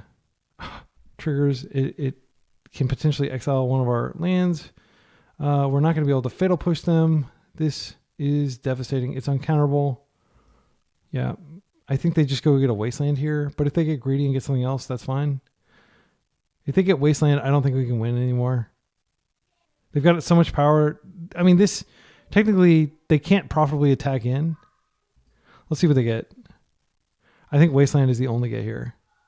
They could get Gaia's Cradle and use it to untap that. If they do, then I will probably have to waste the eye. And then we'll just have to play without mana for the rest of the game, which is catastrophic. We're drawing dead cards. Well, we're drawing a Fatal Push, but it'll be a dead card if they do waste. They got Cradle. That's so greedy. I love it. So I don't believe they have the mana to activate Eye this turn. So 1, 2, 3, 4. Okay, let's take a look here. This comes into play. Okay. So they have 1, 2, 3, 4. I don't think they have the ability to Eye this turn. So I want to wait. And what I want to do is next turn, I want a Fatal Push. But I can only do that if I can turn on Revolt with a Wasteland. Okay. And then the fact that they have this Cradle will not really be of that much consequence. So I'm going to start by wasting here. And I'm not going to wait. I'm just going to go for it. And then we'll Fatal Push this Fleshraker. And then we'll try to hold the fort with Tamiyo. But this like removes a lot of the most degenerate things they can do here. Plus, we've got a wall here. We're chilling. They made a huge mistake, in my humble opinion, getting this Cradle. Like they absolutely should have just wasted us. And I love it. I think I mentioned it already. I love it when my opponents get greedy and they don't use Sowing Mycospawn to get Wasteland. You always get Wasteland. I mean, Devour would be a really strong top deck. I could get rid of Tamiyo. That is like really the one top deck that I fear the most. Okay, another Sowing Mycospawn. Freaking ridiculous. Okay, for some reason they chose not to counter or kick it. That doesn't make any sense. Why not kicker it? They're gonna get the Blast Zone. Oh, Blast Zone, so good. Yeah, that is an activated trigger. Can't be consigned. They can just blow it up and start beating us. Yeah, I mean that's anybody who's like, oh, control's playable in 2025. I'm sorry, but the Sowing Mycospawn invalidates control. Even though they didn't like waste our lands, like I'm not saying that it like made this game unplayable, but it did. It does make general control. Like if you try to play Jeskai control against this deck, if you try, like I would like to respond the Esper staff control, you just can't win against this deck. Like I would like to respond that basically this matchup is extremely rough. And I think we're drawing a non-land here. Yep, good games. Yeah. Let's go to the final round. All right, round 5. We're against a likely Eldrazi opponent. They have been playing a lot of Eldrazi and even some Goblins. But that was many months ago, back before Sticker Goblin was banned. Yeah, name Sticker Goblin. Good riddance. My goodness, that card was ridiculous. All right, and we can see that our opening hand is a definite mulligan. Opponent's taking some time, so I got some guitar practice in. Just waiting to see whether they keep. Okay, so we're getting our mulligan here. This is a snap keep. I like the Force. I like the Nethergoyf. I like the Waste. We're just going to put back the Spellbomb. And hope that they're still on Eldrazi, because that's what we kept for. Force Pitch Force is definitely something we could do here. Then we can hold the Brainstorm to potentially fix our hand, find another land if they waste us. Chalice is unfortunately a force. I think we actually pitch the Brainstorm because there is a risk that they have a second one, and I don't want to get this stranded in my hand. I'm tempted to just go ahead and waste here because their deck is very mana intensive, but I'll feel really dumb if they just play a second Chalice. If we get a blue card, it's a little easier to waste immediately. I am going to go ahead and swamp here, which sucks, but like I don't want to get wasted out of the game. So with the current mana configuration, I don't think there's a way they could like Lotus Petal and then they would need a lot more mana to be able to exile a basic land. But the number one card I'm thinking about and worried about is Sowing Mycospawn. But there's a chance they could have like a Cavern here and this Force won't do a lot. Okay, that's scary. I think this is a Force. Unfortunately, if they just have a second one, they just have a second one. But I will have to hit the eye here. And also they can just Kozilek's Command to remove this. Okay, that's fine. All right, so we're going to waste the eye for sure, and then we're just going to keep swinging in. All right, so they have 3 cards in hand, but if they're lands, I mean, we're not doing anything for the next few turns. Ponder would be a great rip. Blast Zone cleanly deals with this. It costs 3, I believe. Yeah, so we are going to get another crack before they blow this, and if they blow it, they are taking 2 damage. All right, if we rip a waste, I will waste the Blast Zone for sure. I think the best draw is probably just like a Wasteland, but like Ponder wouldn't be terrible. Even like a Brainstorm. Brainstorm wouldn't be great because we don't have a quick way to shuffle and we'll get an imperfect Brainstorm. I think the way they're hesitating here, either they're multi-queuing or they have a K command that they're about to get rid of this, but it seems silly to get rid of this with a K command when they could just do something else. But maybe they want to keep the mana around. I'm hoping they bring in Nihil or Leyline of the Void for game 5 or for game 3. Game 2 and game 3. I just got back. Oh, this is not atrocious. I'm going to just play this out and I'm going to swing. We can now get our basic out of the way if they Sowing Mycospawn targeting it. Okay, so they do have K command. They just floated a bunch of mana and then opted not to do it. So I think they're just going to blow it up, but it will be good to daze something here. But I'd ideally like to daze K command, of course. This It That Heralds the End represents them getting like... great. So now they can waste and we can't do anything about this. Yeah, this is a pretty terrible sequence for us. Okay, we're going to burn that off. Now they can K command and get rid of this. And they can create some spawns that'll hit for, 1 each. They can only do 1 spawn currently. Okay, they're giving us another turn. All right, questionable to give us a turn. I'm going to go ahead and play this out just in case they have some shenanigans.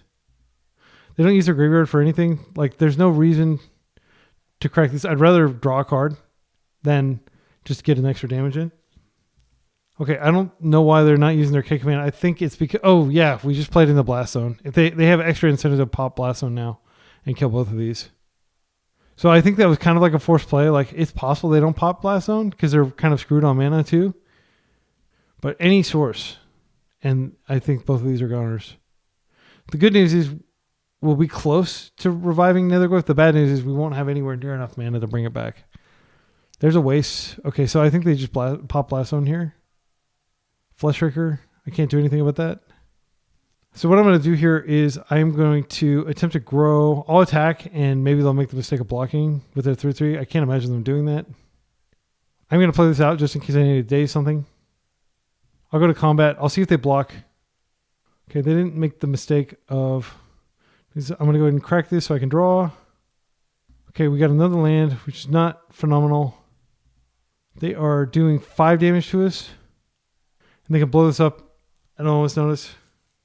It does cost them life to do so. They K command. We can daze with the... like, they're probably going to want to K command for several spawns, so they might get greedy and we might be able to daze. I feel like we're like totally not in this, by the way. Like, I feel very, very dead. 4 mana. They're reconsidering because they're like, what if they have daze? Okay, they're just going to come in for a hug. Putting themselves dead on board. If we, if they don't Blast Zone, but they are going to Blast Zone. I mean, technically, okay. So we are going to be able to counter this. They do get a token. They burn us for 1. So they can block and we're dead on board. But if we find a Fatal Push, we can still win. So I think, yeah, that was questionable play. Please find a Fatal Push. I really want a Fatal Push or a Bowmaster. All right. Yeah, we lose. Let's see. If we hold back, they can just blow it and then attack in. We're not necessarily dead if they don't invest in blowing it, but they will. Like, I'm gonna make them do it though. Also, we're like 4 minutes ahead of them, so might as well like get some off their clock while we can. They'll go to 1 when they blow this, but then they can just kill us. This is probably like a K command or something that just burn us out. Yeah, I think it's a K command, which we knew they had from a long time ago. Good game. All right. So this is a rough matchup, as I said earlier. I am considering maybe bringing in a second, like adding a second Harbinger to the board, because I feel like even with 5 sideboard cards, we're just still poorly equipped. And this is a bad matchup for basically everything that's not fast combo, unfortunately. I think Moon Stompy has a good matchup because if you get a Blood Moon out, which they're very good at doing, then that is pretty powerful. Kaito does stuff if we get sufficient mana. I think it's a one of. We can take out the Nihil Spellbombs. I often think about taking out Tamiyo, but if you're bringing in Kaito, that's not necessarily the correct thing to do.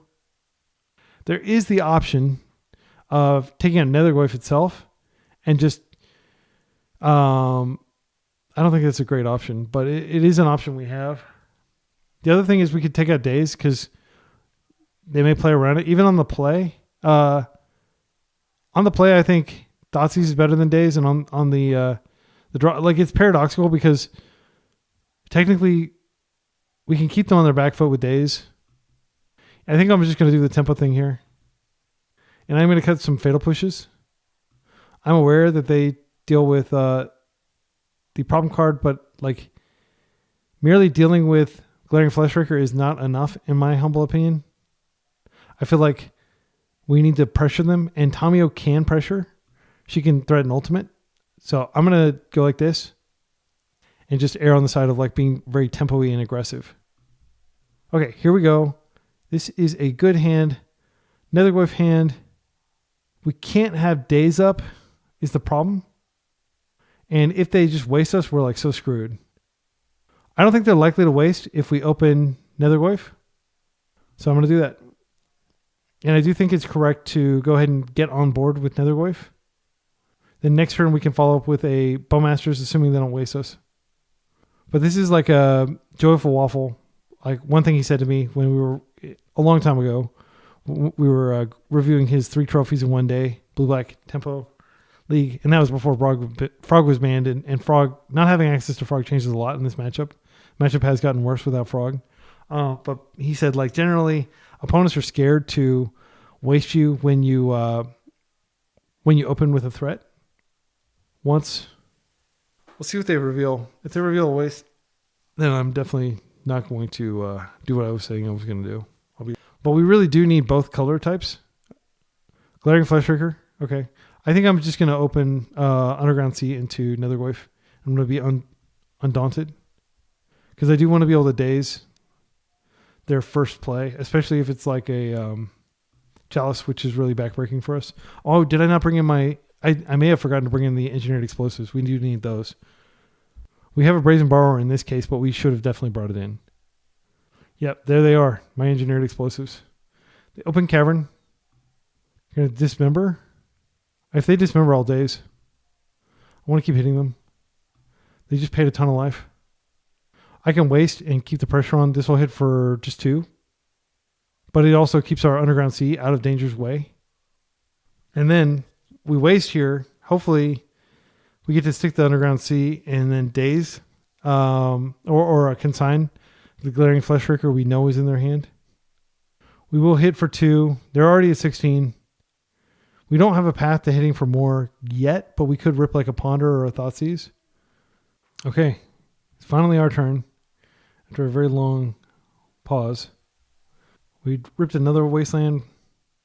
So I think as long as we waste them every turn, we can just get some damage and hopefully draw into some additional action. The main thing is if I can put a basic island on the table, that would make me feel a lot better. This is definitely a waste here. Unfortunately, it's a legendary land, and sometimes wasting it, you're opening them up to just playing another one. Oh, that's great. So we do have Force Up, which can we can pitch Borrower if we need to. Hitting them as a 12. Okay, they're playing a land that is pretty bad. I don't even know if they can afford to take turns to waste us now. So I think I am going to go ahead and play out the Underground Sea. Oh, that's so spectacular. Yeah, this is precisely what we need. I'm just going to hit him. I don't even think I'm going to fetch basic anymore. I think I'm going to fetch a Surveil. But I like waiting to the end step to keep consign up just in case. And then we'll have Orcish Bowmasters, which will help us do a little bit more damage. Okay, they have to tap this tomb. So we can definitely stop their Fleshraker, which is probably going to be the first thing they cast. Okay, command. I'm just going to go ahead and counter it. And I will use the consign just because I've got the mana up. Still just a 2-3, unfortunately. I'm pretty sure we've got this game just by virtue of them, you know, they don't necessarily need to pay life when they tap. They don't need to necessarily take damage. Okay, here comes the Swimming Mecha Spawn. I'm going to let them do this. I can't stop it. And then what I can do is I can Bowmaster and then I can borrow it out of play for lethal. Unless they have like Maze Vith, they're pretty screwed. A Wasteland. Okay, it comes in. They waste. I'm just going to go ahead and do this. Go ahead and ping them. Yeah, we just got on board. We had enough Wastelands to disrupt them. This is pretty much how the game has to go if we want to be able to win.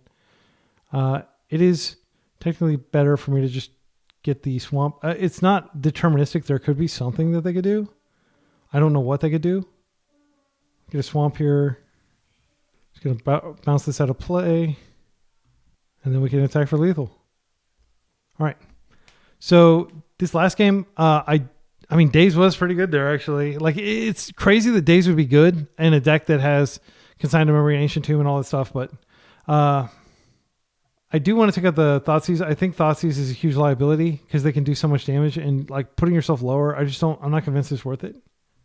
So we bring these in. I mean, we try to play a longer game. This is where I really do think, like, we probably need to have yet another slot so we can have a second Harbinger. I'm going to bring these back in. I guess we keep 2 Dazes.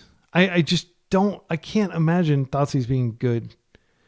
I understand that it can stop certain things they might try to do. I feel like Kaito's okay. So we're just going to be like a true control deck here. Yeah. It does kind of suck because it's harder to get Kaito tough when you don't have very many sorceries. I haven't played against a lot of Eldrazi lately.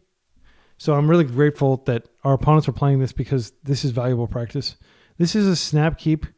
We don't have a third land, but what we can do is we can island into Tamiyo, start creating clues. We can brainstorm her. We can force pitch Kaito if we want to. If they try to, K Commander or something, then we can brainstorm. I don't think they're going to try to do that at turn 2. Once upon a time.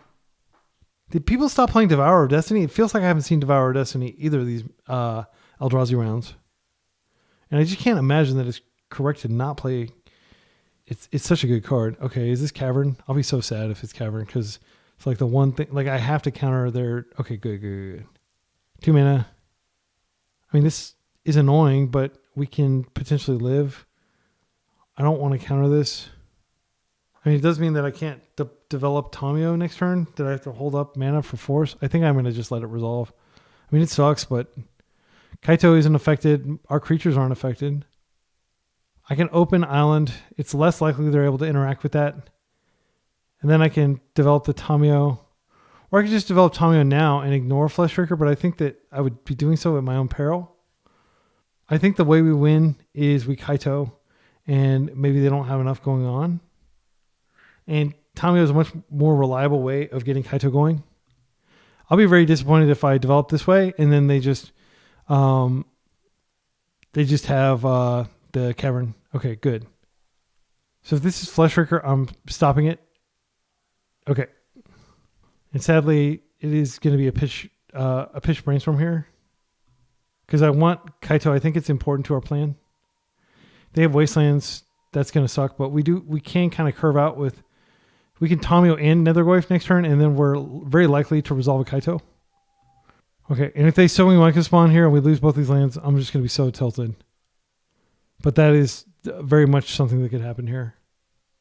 Eighth that heralds the end. That's unfortunate, but it's not something we can't overcome. I can hang back with Nethergoyf and block. Another Eighth that heralds the end. Okay. Gosh. This is pretty oppressive because they buff each other.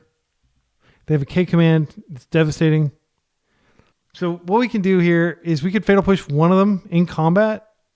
That will grow the Goyf. No, it won't grow the Goyf. Oh, no. Yeah, the issue is if we Kaito here, we can stun one. It's not necessarily enough. And also they can K command for like tons now. I could just attack and plus. Then they come crashing in and they hit my Nethergoyf. I could chump with the Nethergoyf and then I have it. And then, yeah, it's not going to survive. Man, this is really messing with us. But we needed to stop the Glaring Fleshraker. I don't think we did anything wrong. Oh, we Kaito, we plus, we may be able to get enough stuff in the graveyard. Or we just zero. We may be able to get something good enough in the graveyard that we can get Nethergoyf up to 3/4 and he can actually block this. We need to dump 2 good things in the yard though. It's risky. I mean, he can still chump either way. I think getting Kaito does make this game a lot easier. Oh no, I forgot to play at the land. That was so bad. Oh man. Sorry everybody. Sorry my excellent friends. That was a punt. Very big punt. Yeah. Okay, so let's focus on what we can do now. If we ponder, we're not going to find anything that is free that we can cast. Ponder does make him a 2/3, which doesn't really matter for most intents and purposes. But we can't do anything with Kaito now. I feel like pondering is probably the correct play. And then we're holding up Fatal Push for next turn. Let's see if we can find a land here. I mean, Harbinger is extremely good. Explosives doesn't do anything. Well, Explosives for 2 actually does kill both of those. And it kills the Thorn. Okay, we got a game. We got a game plan.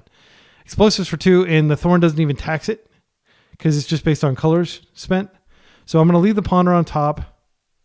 We'll leave the Harbinger. I'm going to take the Explosives now. Oh no, that's bad because they could potentially blow it up. Or take it out of our hand if they have Thoughtseize here. This is a 2/3.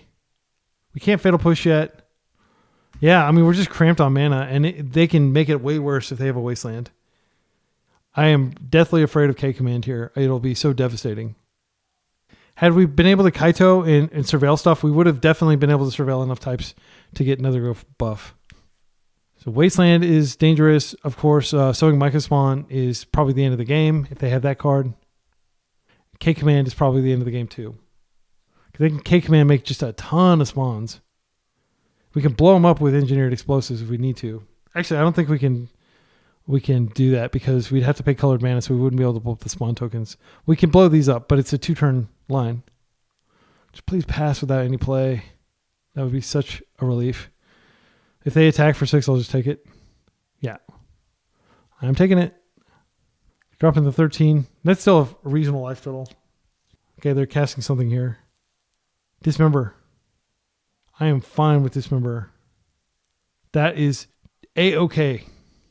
No problema. All right, I'm just going to go ahead and slam Harbinger here. This is a 3/4. If they have like the... I'm trying to think of what they could do here. So I think I just had to hold this back as a blocker. And then... yeah, we can't explode. Oh, yeah, we do. No, we don't have 2 colors anymore for explosives. We can't put Kaito in. We can't do anything in our hand. I think it's worth it to just lock them out for a turn or 2, though. Yeah, I'm going to do this for a turn or 2. They're going to be disincentivized from attacking. But if they do attack, I'll happily block one. They've got enough mana that... Oh, no. This only produces colored mana, though. I think Sowing Mycospawn Spawn also requires colorless in addition to colored. Discards Cradle. They're down to 1 card. Once upon a time. I can't interact. Best run in our deck is definitely Swamp. I felt like we didn't have time. We just had to do that even though it's disadvantageous. They found a basic waste. Wow, what a rip. They don't have anything to do with it though. They can't profitably attack. Okay, so what I'm going to do here, I'm going to ponder and try to find a swamp. I have to pay 2 for this. I think it's still worth it. Consign. Unfortunately, as good as it is, it doesn't solve our current problem. I think we take our chances here shuffling. Well, if we find a land, okay, so this land, actually, I'm going to take the land. Check this out. Take a land sandwich here. And we can't shuffle it, but these lands are going to be okay because they enable us to crack this clue. Unfortunately, there's no way to get a land type in our graveyard that would be able to, then we'd be able to attack. We can wait a few turns and then lose Harbinger in combat, and then we can do stuff with Kaito.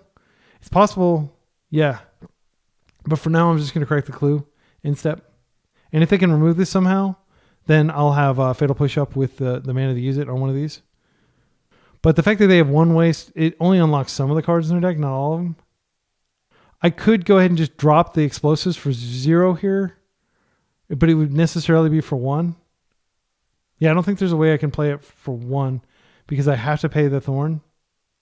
Okay, so I am going to go ahead and do this to draw, and we're just going to draw our Consign, and then we'll hold that up and we'll play another land and we'll chill for another turn cycle. Consign gives you a lot of latitude as far as like important things we can stop.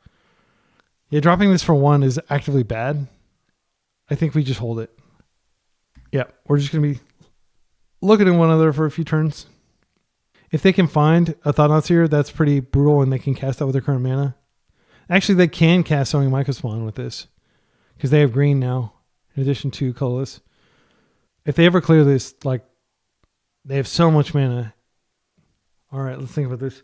So if we attack for, once this gets up to 4, then we can do stuff. So if we chill, we'll eventually be able to just organically discard these cards, and then Nethergoyf will get really huge. And I think that's probably a better game plan than actually casting stuff. So we're just going to chill some more turns. Their top decks are not necessarily good. They have a lot of air in their deck because they've got like, you know, Mox. They've got like additional Thorns and stuff like that that are really bad late game plays. This is a Dismember.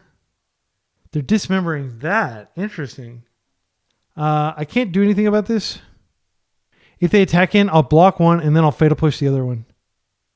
And then their board will be clear, and then I can just straight cast a Kaito.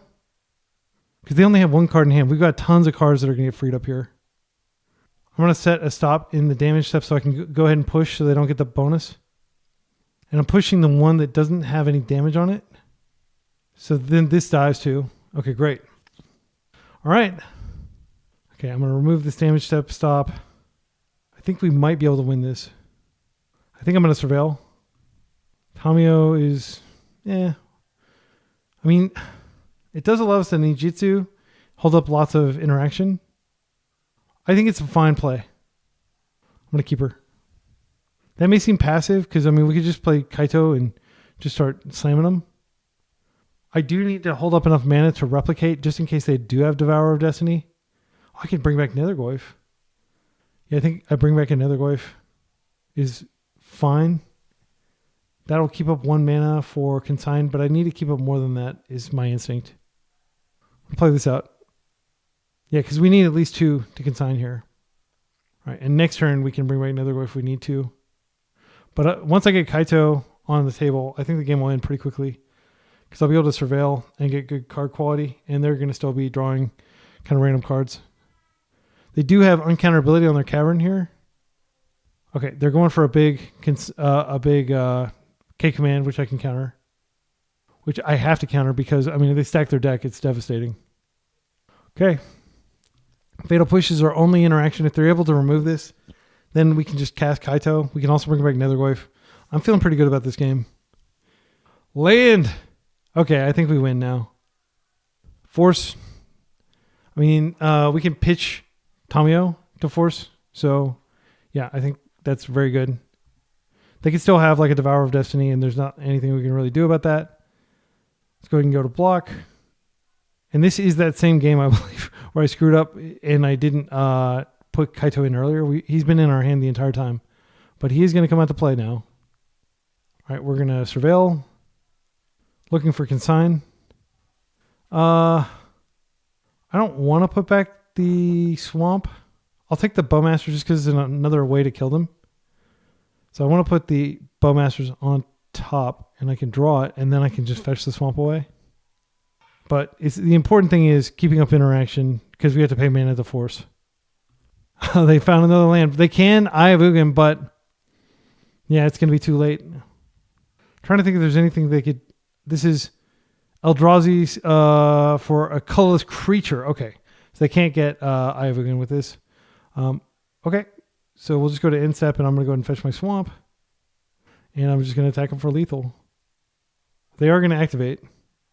What can they find? I mean, I guess any like thing that could chump could potentially help. I'll just... What are they doing? Do they have a 1 mana? Can you search your library? Oh, Eldrazi spells cost 2 less. They could get another It That Heralds the End. So I'll just force that. Yeah, I didn't think about that. The fact that It That Heralds the End... No, wait, they can't It That Heralds the End. They don't have the mana. They're not floating any mana. The game's over. Glaring Flesh Trigger, okay. All right, I'm just going to fetch. I'll get my swamp. I'll put in the Bowmaster. It's a deterministic win, but they haven't conceded, so I'm just going to play as though... Yeah, I don't want to screw up somehow. I've made too many mistakes. Like, yeah. All right. They're going to wait for us to kill them, it looks like. Okay, they win. Or we win. Okay, so that's a 3-2. Losing to Eldrazi and losing to... Moon Stompy, which is uncommon. I don't usually lose to that. Okay, so let's take a look here at the list. So, immediate observations. I didn't really miss the Murktide. Like, it's good against Eldrazi, like in the late game, but like Kaito is pretty good too. And Kaito, unlike, I mean, in theory, it's actually easier to deal with. So it's not better against Eldrazi specifically, but it is way better against control decks. And then Torok, we didn't get to showcase that. It is a good card. You know, like if I had to cut one card to make room for a second Harbinger, it's probably going to be Torok. Yep. I mean, like I love Torok, but we didn't fight any against any white decks. We actually get pretty savaged by white decks, but Kaito can come in. Like against a lot of the control decks, Harbinger might be able to come in. Like if it's a 4-color control type lists, which are pretty uncommon. I mean, I feel like you don't want to draw 2 of these, but you do want to draw 1, so it's worth bringing it in. And I do feel like this is a very important card in the Eldrazi matchup because we saw what it did. It basically just gave us several turns where we could do stuff. And then when it came time, we could just, you know, let her die in combat, get our colors back, and then win. So I think she's really strong. So I'd probably play a second Harbinger. Again, regretfully playing this, I would much rather play fun cards like Torok. But I think we need to play cards that shore up our weakness. And Eldrazi is a weakness. Like I would say this is probably like a 40-60 matchup. And it may be, yeah, I don't know. Like I think historically, I'm gonna go see if I can find a matchup matrix. This is a sample size of 75 matchups, mtgdex.net. This is probably the best we can find. Here, do we even have blue-black tempo? We do. Okay. So blue-black tempo is 55. And this is the past 15 days. So this is after the ban. It used to be you could like grab these and move them around. I guess they're not going to let us do that. Alphabetical maybe?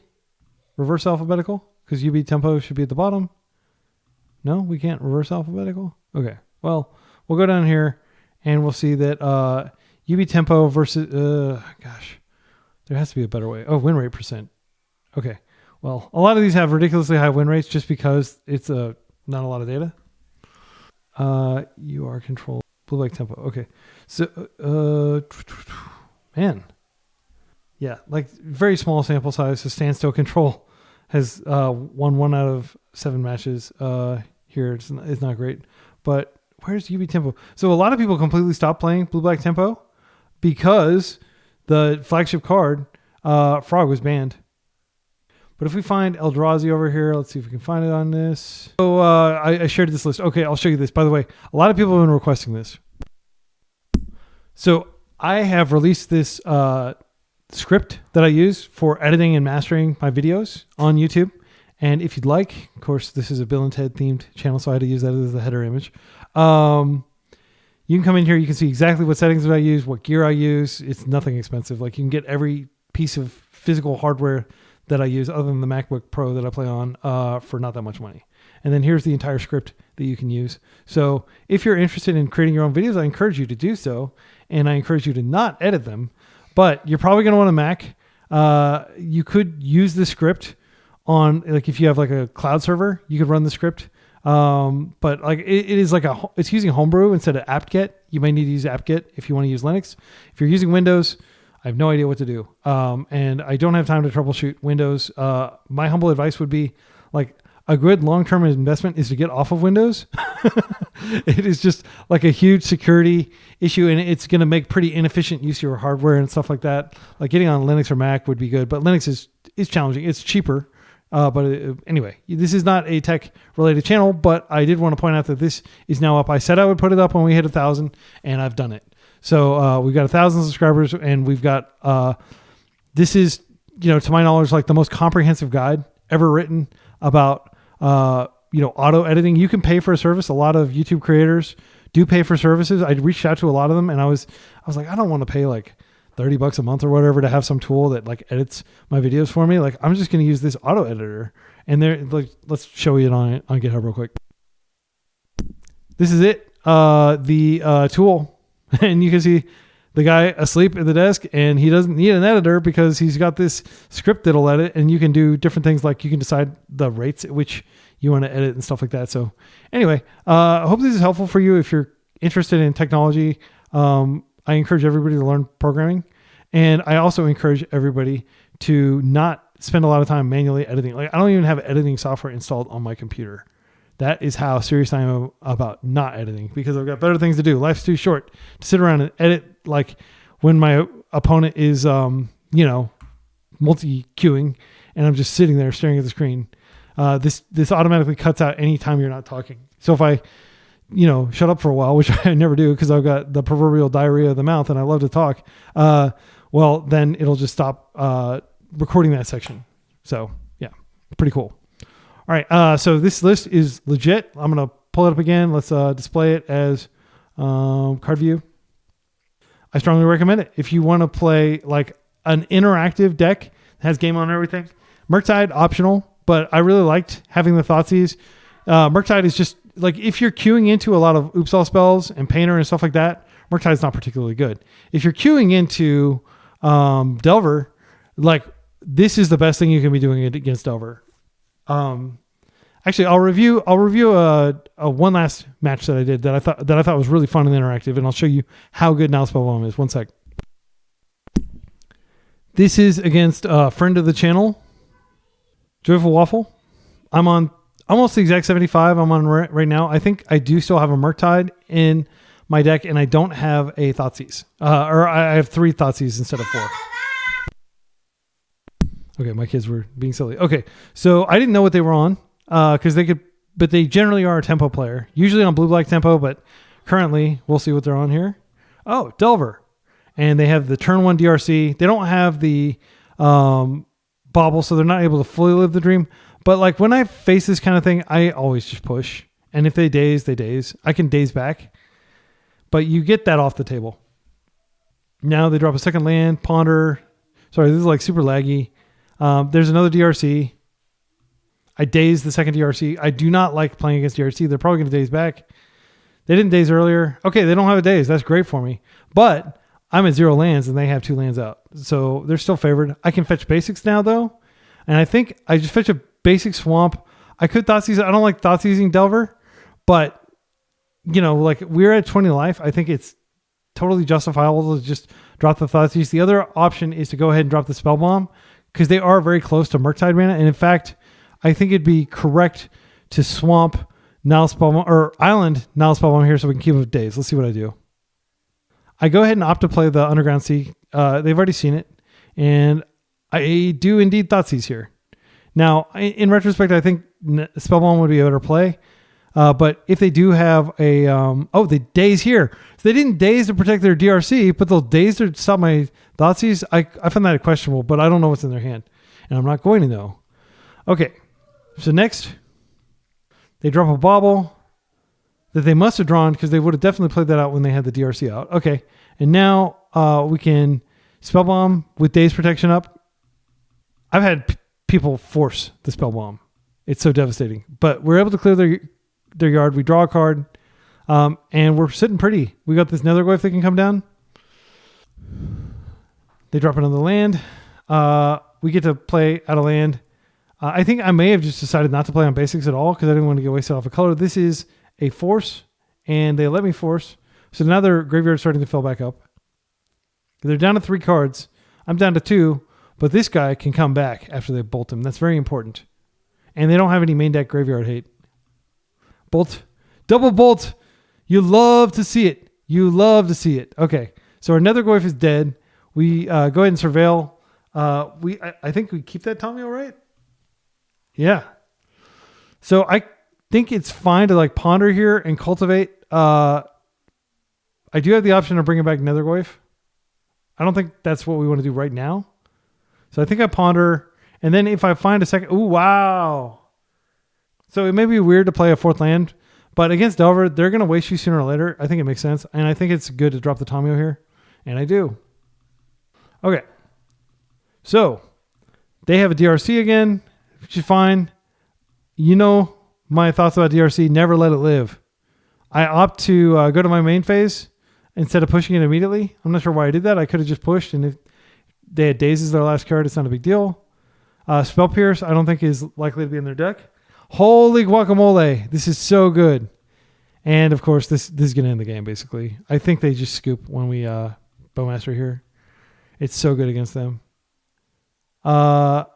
They could get Delirious. They do get Delirious.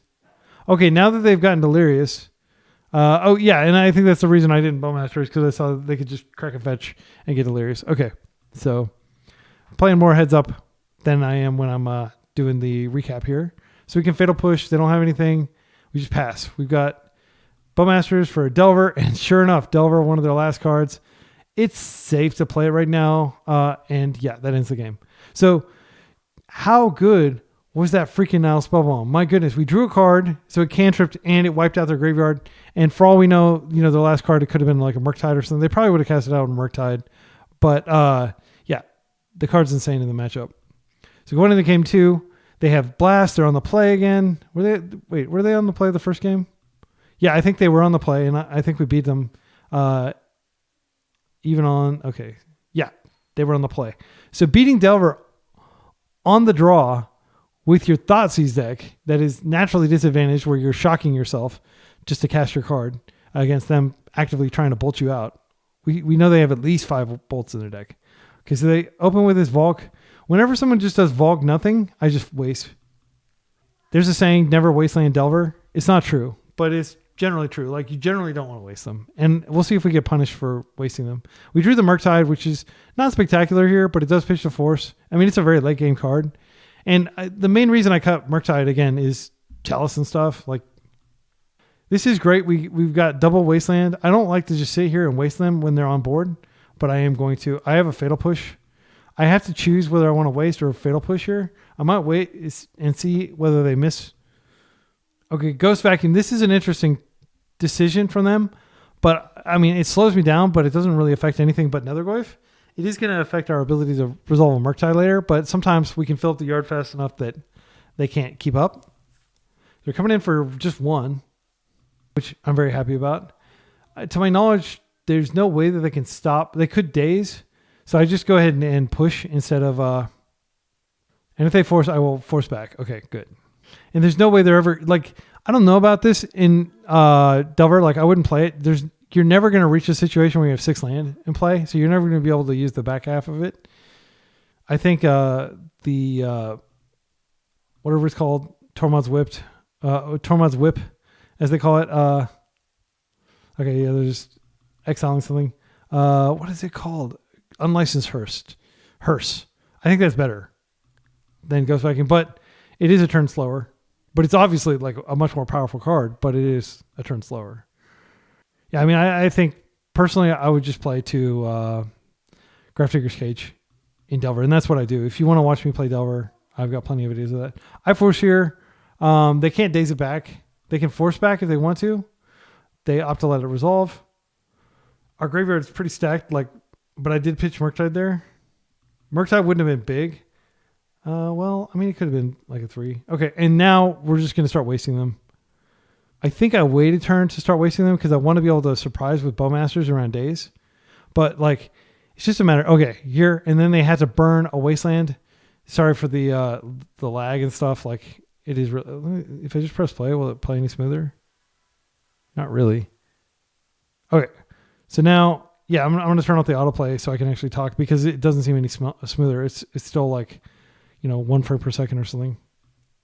Okay, so this Orc army is going to do some serious damage over the next few turns. That little 2-for-1 we got there with them bolting our Bowmaster is going to be consequential. So at this point, we've used 3 of our 4 Wastelands. Coming in for another hug. They only have 1 Volk left in their deck. So our hand's very passive. I think it does make sense to play out the Tamiyo and bait them into interacting. And yeah, they do. They actually force that, which is great. So it's a 2-for-1 for 1 blue mana. 1 blue mana, him to Torok, basically. All right, we play a land. We haven't used our Surveil yet, so that's great. One of the luxuries this deck has over Delver is you can play Surveil land. Delver is just so tight that you can't really. Okay, and we're just going to push here. Okay, and they don't interact. We Surveil. We've ripped a Nihil Spellbomb. Look at how insane this card is going to be. We're about to wipe out so many turns of graveyard development. Yeah. And we cantrip, we draw a Brainstorm. Very good. Okay. Now they've got Delver coming down. Delver is very easy to poke if we can find a Bowmaster here. I didn't see what we got because the frame rate's like we're underwater. That that Ghost Vacuum's got a lot of goodies in it that they're never going to be able to cast. They literally do not have enough land in their deck at this point to ever crack that. Actually, I think they may have exactly enough, but it would be unlikely. Okay, and here we can just borrow. They're going to Brainstorm. I think it's okay to daze. They go ahead and decide to force here to nothing. We wait for them to pay, and then we just daze again, I think. And yeah, we got Delver back in their hand. We're sitting pretty. They're about to... And look how much damage they've taken from this Orc Army token. We can cast the Borrower here. Another Spellbomb. Just absolute dominance. Like all 3 of the Spellbombs coming out this game. Wait, is it 3? I think it's just 2. Yeah, it's just 2 Spellbombs. But it is great. Like we're doing a good job of managing their graveyard. We rip a Bowmaster, which is pretty spectacular. We can use that to poke the... yeah, we also rip a Nethergoyf, which is a 3-4, which is not bad. It outclasses most of what they're trying to do. I do attack here because I can buff it. They have 1 card in hand, so I know they're not going to be able to stop me, and they scoop upon Bowmaster. So Bowmaster is not spectacular in that, like a lot of times, it just doesn't matter. Like they flip their Delver, and then they have days, and you're trying to cast 2-drops, and they're casting 1-drops. But we do have powerful 1-drops too. We've got Nethergoyf, we've got Tamiyo. So I don't think we're necessarily favored, but I don't think it's a terrible matchup. And I think the reason why we can stand a chance in this matchup, because it is a brutal matchup, like going against like Blue-Red Delver, they just have like bolts. They've got so much, forward momentum and stuff. They're cantripping, they're dazing everything, they're wasting you. But Nihil Spellbomb, essentially what their game plan is to build up a fat graveyard and then use that for Murktide and use that for Delirium. And the ability to just take that away from them and casually cantripping for like 2 mana total across however many turns you need to. I mean, that's freaking insane. This card is great. This is definitely a 3 of right now, in my humble opinion. So that's where I'll leave it. I just wanted to recap that very fun kind of exhibition game. Not really, like it was part of a league, but yeah, I can't remember. Oh, I was like just really freaking tired yesterday, and I came home and I finished my league. I was like 2-0, and then I just lost 3 consecutive times. Lost to Tony Scaponi on some Fair Friday stuff. Like he actually does play Fair decks, and he was playing it and he beat me. I won't go over that match. I'll just leave it here. But this is an absolute blast to play. If I had to go to a major tournament today and I had a choice between something like Rug Delver, which I'll show up here. This is like the standard thing. It's not standard to play 4-Chain Lightning, and don't do that. You probably should play like 2 or 3. Or Stifle Knot, which is a good deck for sure. Or this blue-black Shadow deck, which I may play some more videos with. It was quite fun. Or this Tempo deck. Like I think objectively, this is like the most general purpose, like no bad cards. Really, like all these cards are not embarrassing. Like yes, it sucks to draw like Days turn 5 or something like that, but I'm not embarrassed by any single card in this deck, and almost everything's 1 mana, and you can almost always do what you need to do, and you rarely have stuff rotting in your hand, and it feels great. So I plan to play another play another league with this, and I hope you really enjoyed it. And if you have comments, feedback, any decks you'd like to see me play that are kind of like blue adjacent or tempo, give me a holler in the comments. And until next time, be excellent to each other and party on.